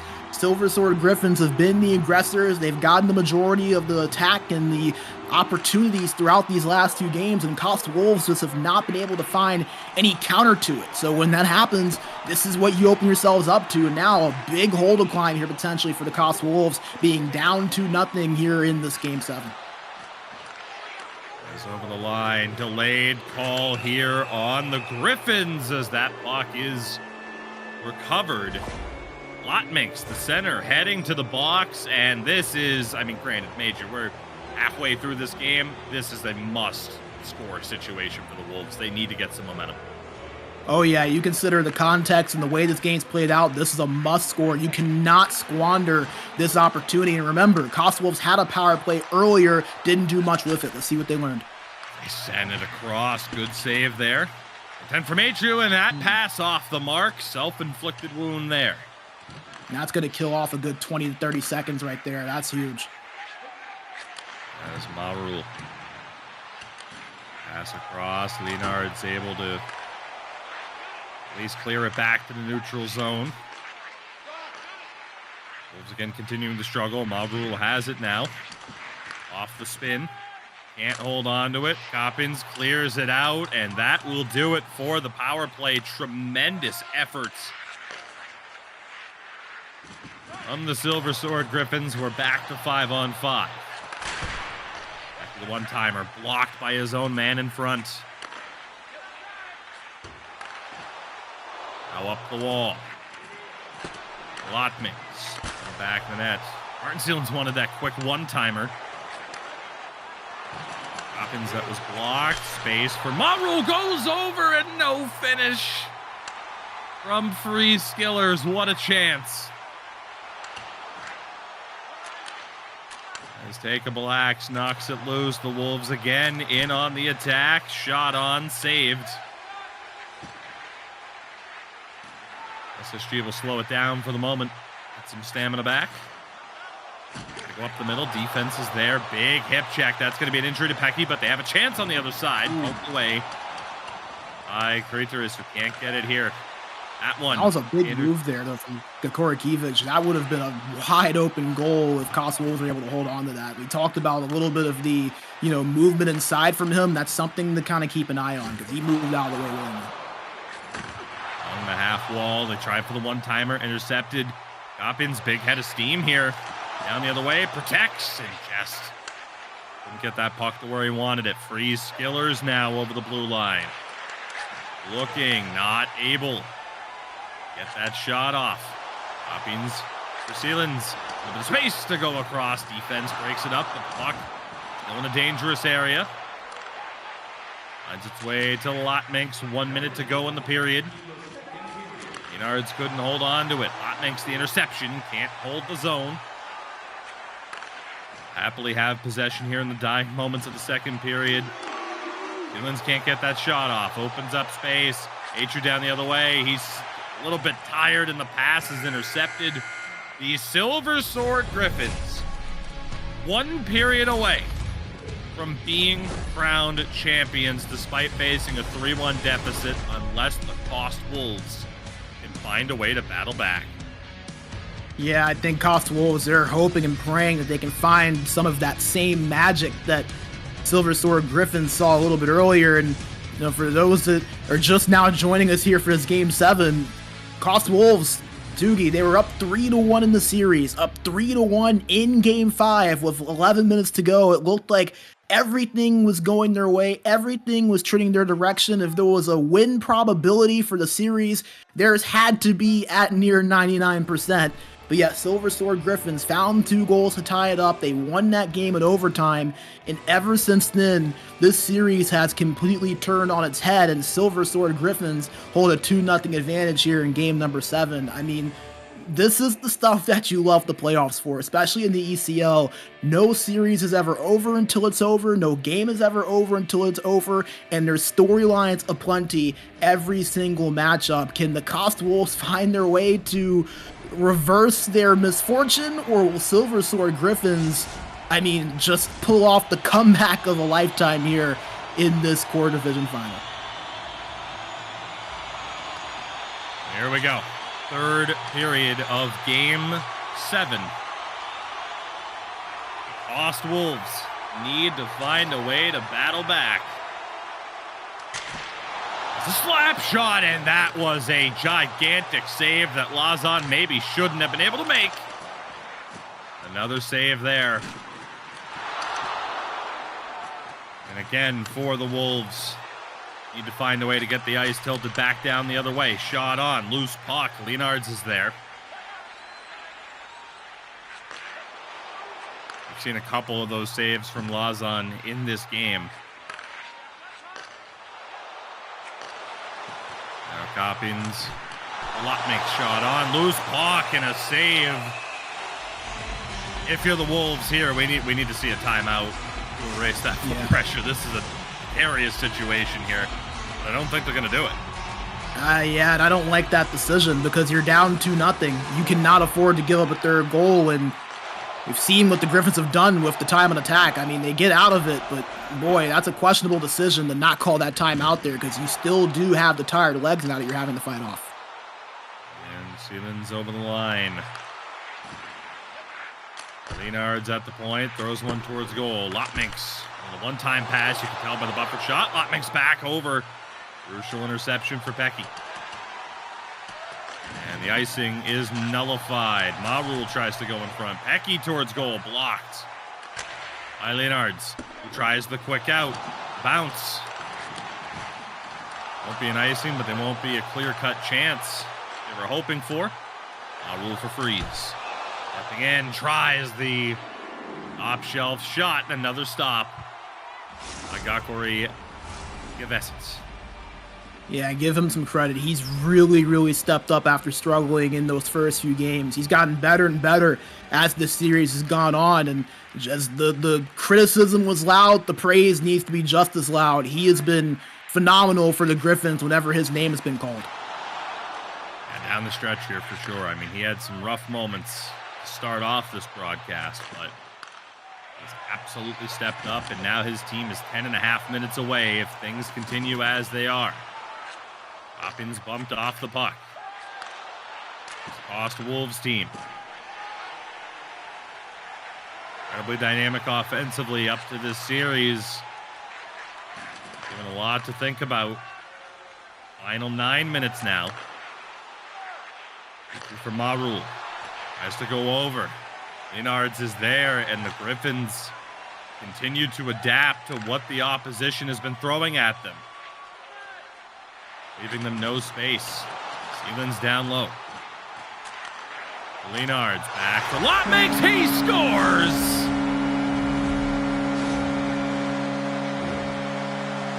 And the Silver Sword Griffins take a 3-0 lead late in the third period of Game 7.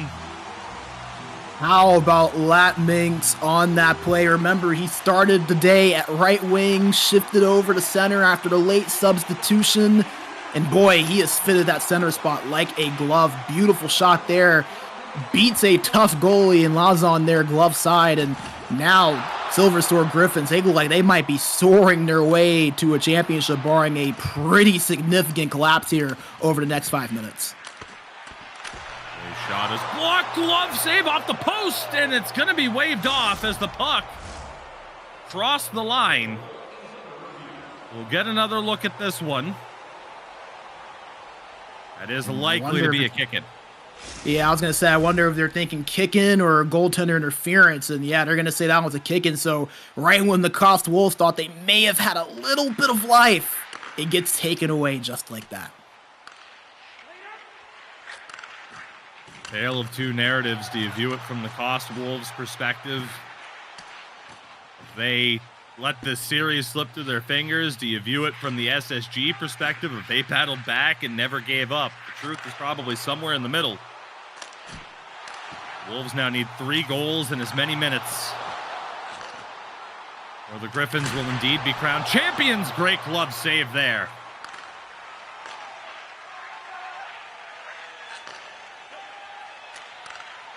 Final 2 minutes. What a turnaround. What a series this has been. Major, we talked about it heading into the broadcast. There haven't been too many. What a great save again. There haven't been too many highly contested series this postseason. Game 7s have been a rarity. But the Silver Sword Griffins have made the battle back very much worth it. Yeah, and give them a lot of credit. And I think you said something that you really hit the nail on the head. There's really 2 perspectives you can look at it from. You can look at it as, oh, KOST Wolves collapsed, and there is some truth to that, I think. And I think you can look at it at the perspective of the Silver Sword Griffins stepped up when the adversity was at its highest and were able to answer the bell and stepped up to the challenge and were able to really form a wildly impressive comeback to win a championship. As KOST Wolves get a nice goal there. Not sure what it's going to do for the Hopes unless they get another one really, really fast. But, I mean, like you said, there's 2 ways you can look at it. I say, why not both? I think there's a bit of truth to both. And obviously, there's still a little bit of time. You know, we've seen some pretty crazy things happen on these broadcasts before. Goons and Parasite Game 4 really stands out to me. We saw like 19 goals in that one game alone, and I'm not exaggerating, but man, Silver Sword Griffins, assuming that they seal the deal here, what a comeback for them. Well, for KOST Wolves, if they don't find some magic here quickly, this is going to be one that haunts them for a long time. You really feel for them if it does. Well, tough break there for Nakori Gavesa to give up a goal in what has been a phenomenal Game 7 for him. Again, we weren't quite sure what was going on with some of the goals he was giving up, but he stepped up as this series went down to the wire here. Creator is holding this puck low. The defenders up and playing some offense here at the end. Dylan's back, loose puck in front. One-timers fired wide, but that will do it.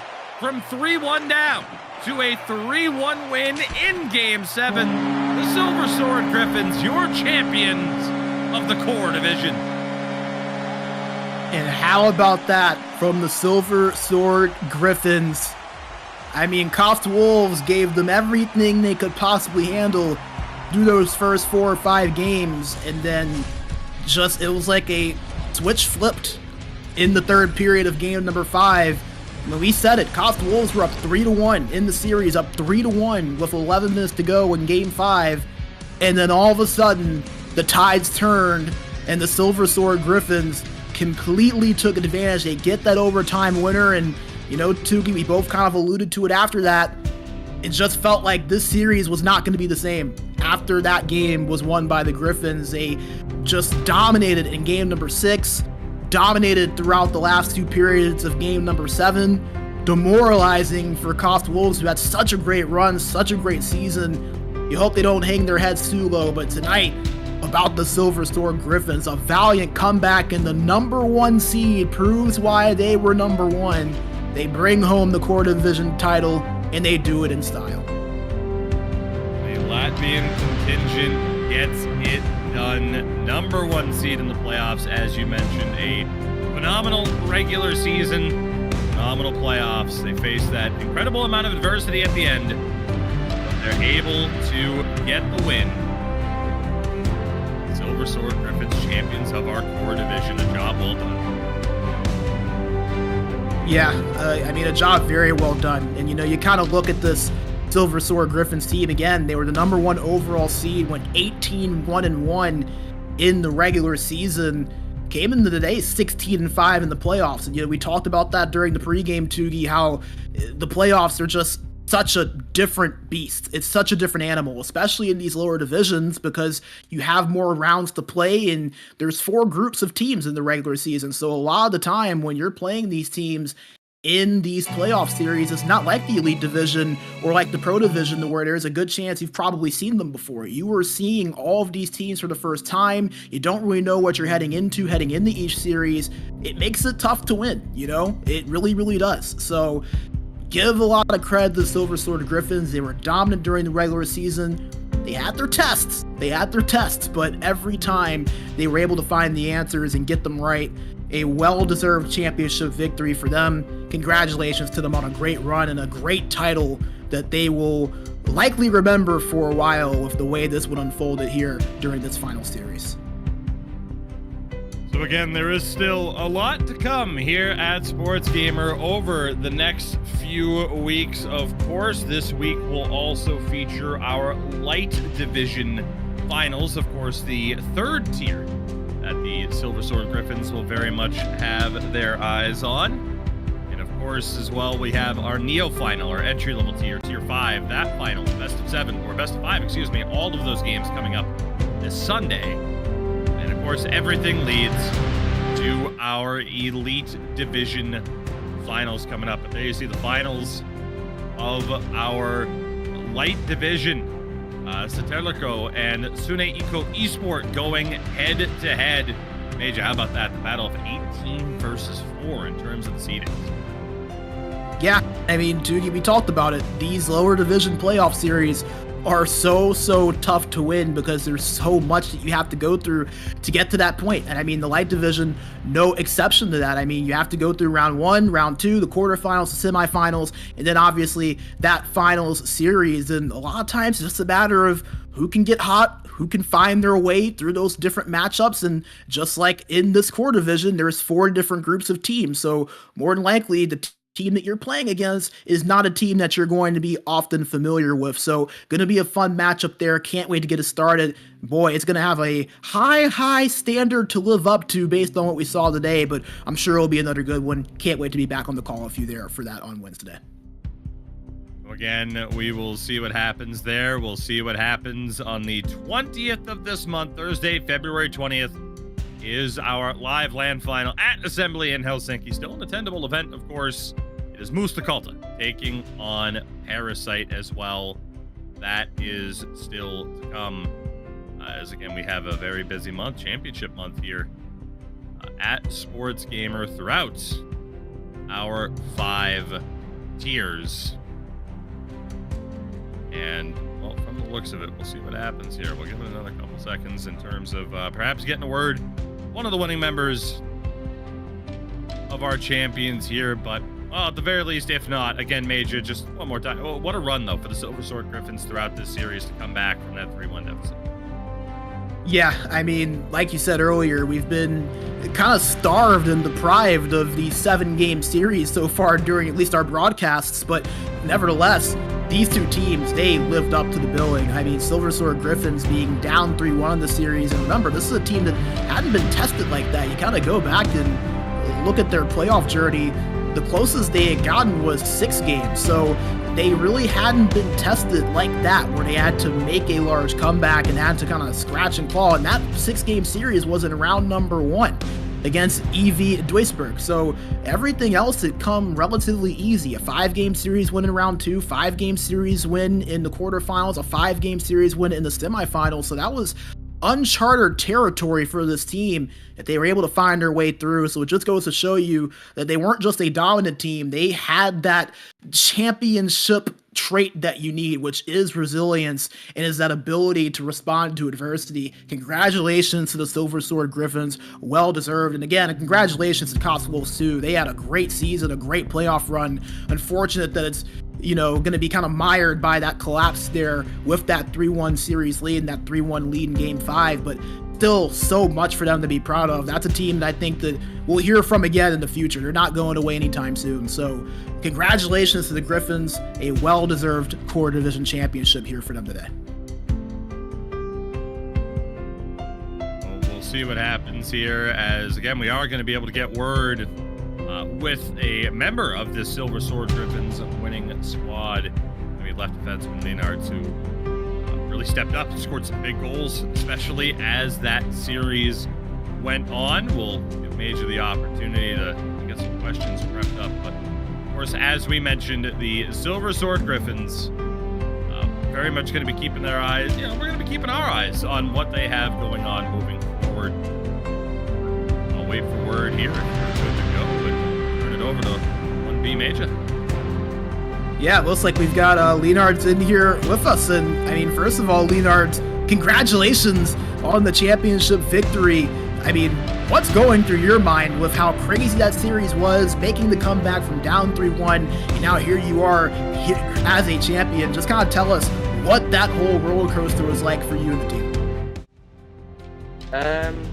First of all, we are happy because we have spent a lot of time in playing in core division. So it's finally like a relief to get the title. And yeah, obviously the comeback as well. It was magical, I think.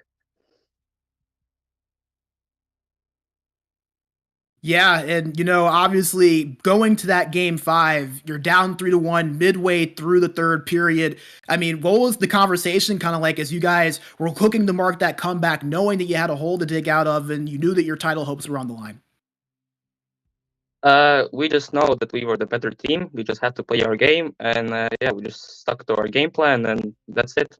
Because we were pressing them. I think personally we were pressing them all the time, and yeah, completely we were just better. We know we had to wait for our lucky chances to get there.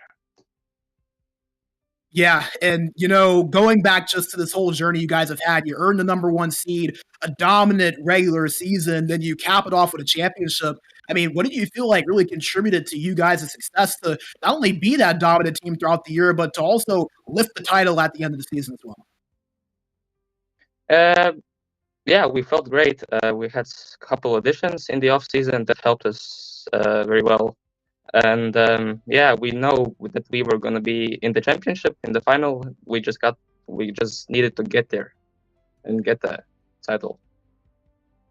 Yeah, I know this is a position you guys have been in before. This team made the quarterfinals just a season ago in spring. How good does it feel to be able to come back a season later and really get that redemption and to call yourselves champions? It feels incredible. We put all the hard work we needed to get that title, and finally we can move up to the light division as champions because we wanted that. Leonards, we don't want to hold up the celebration too much longer. Congratulations to you and your team. Before we sign off here, is there anybody that you want to thank or shout out here? Shout out all my teammates, and shout out my mom that was watching the stream. Oh, you love to see that. Leonards, congratulations. Silver Sword Griffins, your ECL core division champions for the winter 25 season. Congrats once again, and go have fun. Thank you. Well, Major, again, Latvia continues to step up on the hockey stage, not just on the real ice, but the virtual ice as well. Silver Sword Griffins winning this matchup in 7 games. And that brings this broadcast to a close as we will move forward to Wednesday's broadcast. Again, our light division finals kickoff. We'll have the first 3 games in that one. So Major and I both hope to see you all then and there. For now, though, thank you very much for tuning in to SportsGamer. We'll see you later this week. Welcome to the SportsGamer Health and Performance Program. Nice to have you here. Here you have a large amount of different workouts from Wellnet, but also material just exclusive for you gamers. In your sessions, we focus mostly on neck and shoulder mobility, back health, and concentration. So give it a try and let us know what you think about it. Game number 4, the continuation of this series from yesterday. We are, of course, watching from... Tried to pass over. H2 was there to take it away. Now here's space for Martin Sillens, and what a save! It's the one-timer picked off by Pecky. Sets up H2 down the other way. Quick one-timer, and they score! Got through as a pass up to Freeze Killers. Nearly sent the Wolves down the other way. Back to the point. Round shot on goal. Deflected. Didn't have too much on it, though, and Lazan's able to make the save. Send things down the other way. Nice pass over to Freeze Killers. Freeze looks for the wraparound. Couldn't quite get an official look, and a good save on Becky, not able to get that shot through. A good pick off. Marul, breakaway, the spin, and he can't get the puck. A 3-1 lead for the Wolves. The Griffins tie this one up. Shot on. For one or the other, we've seen a couple of rebound and tip attempts so far. It's something to look for. Well, you can also just look for another snipe on the close side. You can really do about that a lot of times as a goaltender. It's so difficult to stop unless your defense in front of you gets to it.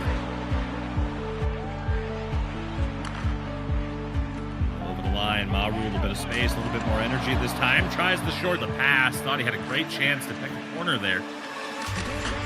Steps in that one-timer, a good look. Lazan's there. He's back all the way to the point.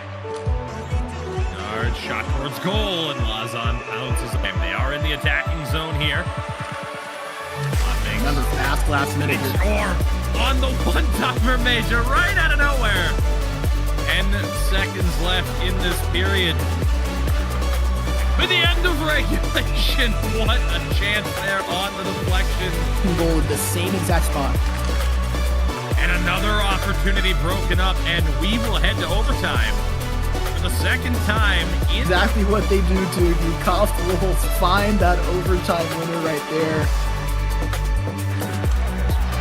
Throw and a quick shot, they score. And that... Lotmix again, elected not to pull the trigger on the shot. Does there, stopped by Laza. Another chance, a third, as Evans had the opportunity there. Here's Skillers, and alone, he scores! Refused to go away, and they tie this game up in quick order. Tugi on a counter-attack. Silver Sword Griffins had a couple of shots on net. They get some big saves, the KOST Wolves do, and they go right down. From the point, good save. Second chance as the puck bounces out. Was a little bit delayed. A little pressure here for the Griffins, but Yards back down low to him. A shot on. Saved by Lazan as it bounced in behind him, and he's able to keep the puck out. Relax, able to hold on to it for the Wolves. One-timer from distance. Save all the possible, and outside of a couple of slips here and there, they've been pretty effective at it. As a shot, they score. Skill matchup, quick one-timer, good stop by Lazan. Starts gets it and rebound, chest hits the side of the cage. It's off here. The attacking zone. We're halfway through this game now. Griffins know their season's on the line. For Lotmix. Puck in front, glove save, and a phenomenal one at that. He's thrown every look in the book at him. He just seems to continue to find ways to make saves. The on-angle one-timer, the net was open. 13.5 to go. A quick shot back to the point. And again, down low, shot deflects off the skates of a defender in front. One-timer, they score! I mean, they found the goal, and as you mentioned, don't count them out just yet. There's still a lot of time to find one goal, and high up off the draw and into the attacking zone. Makes one-timer from the point. That one blocked. good job with those blocks. Off the shot there, chipped over. Off of the net. The late goal last game to force overtime. Far out one-timer, the deflection. Tries to drop back, still has it. Goes around the back of the net. Lotnik. Point, save, second chance, they score! Weren't able to find enough time in the offensive end. Silver Sword Griffins kept pounding and pounding, trying to find that goal, and they do there on that second chance. I mean, the point you can pretty much confirm. Next goal is winning this game. Who's it going to be? As Marul's shot, blocker save. Flax is there. Becky for freeze. That quick shot, good save. And the quick out, they want that counter. Shillins scores! You know, again, that's going to be something interesting for Silver Sword Griffins because that is a significant switch, having your center out and having to move your winger over to center. And granted, for the series earlier, held his own, but again, just a big shift. Well, he just scored a goal there to kick us off. Different position. Still, you know, Tugi, that's what the best players are able to do. They're able to adapt, and you see Latbinks taking advantage of that space in the middle and is able to get that space, capitalizes. A nice job.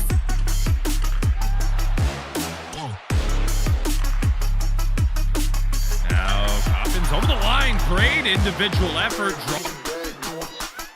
Now, Coppins over the line. Great individual effort. Draws the call as well.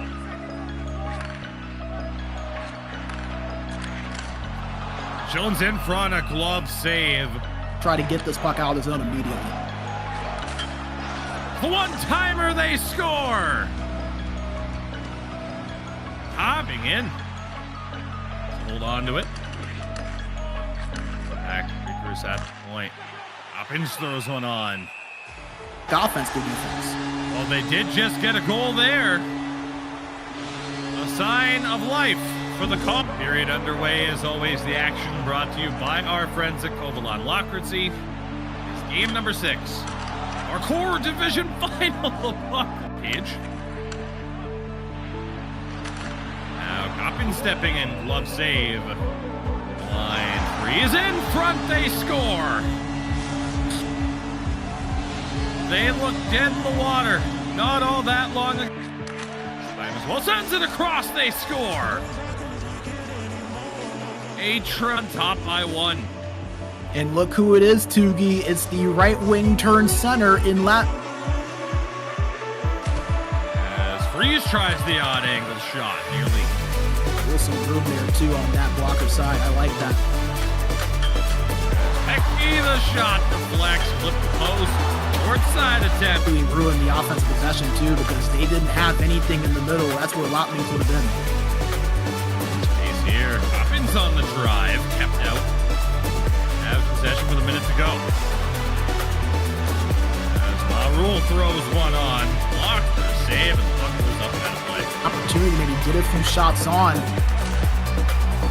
Quick one-timer, a phenomenal save. His best. Need big saves like that one to keep this one. One back, they score.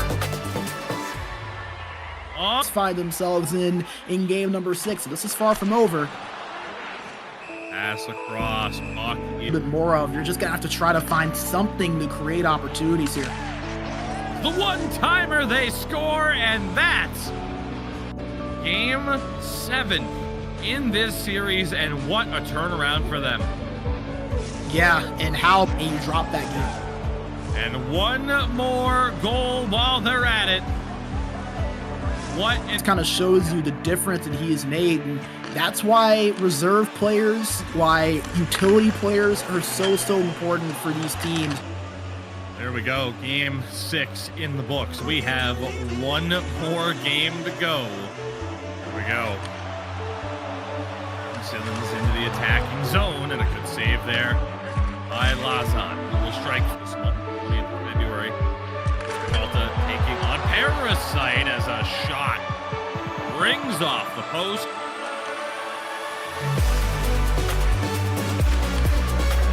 It's point deflected. Blocker save.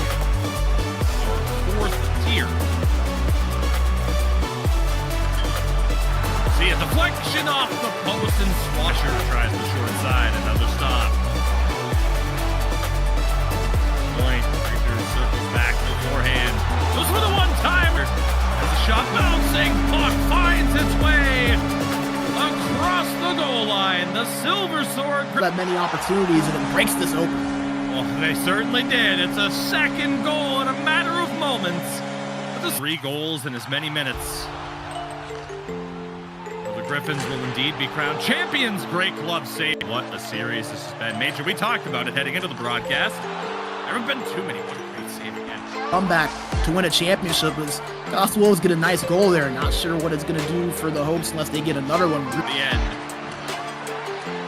Lynn's back. Loose puck in front. One-timers fired well. 3-1 down to a 3-1 win in Game 7. The Silver Sword Griffins. The Silver Sword Griffins, your champions of the core division. And how about that? KOST Wolves were up 3-1 in the series, up 3-1 with 11 minutes to go in Game 5.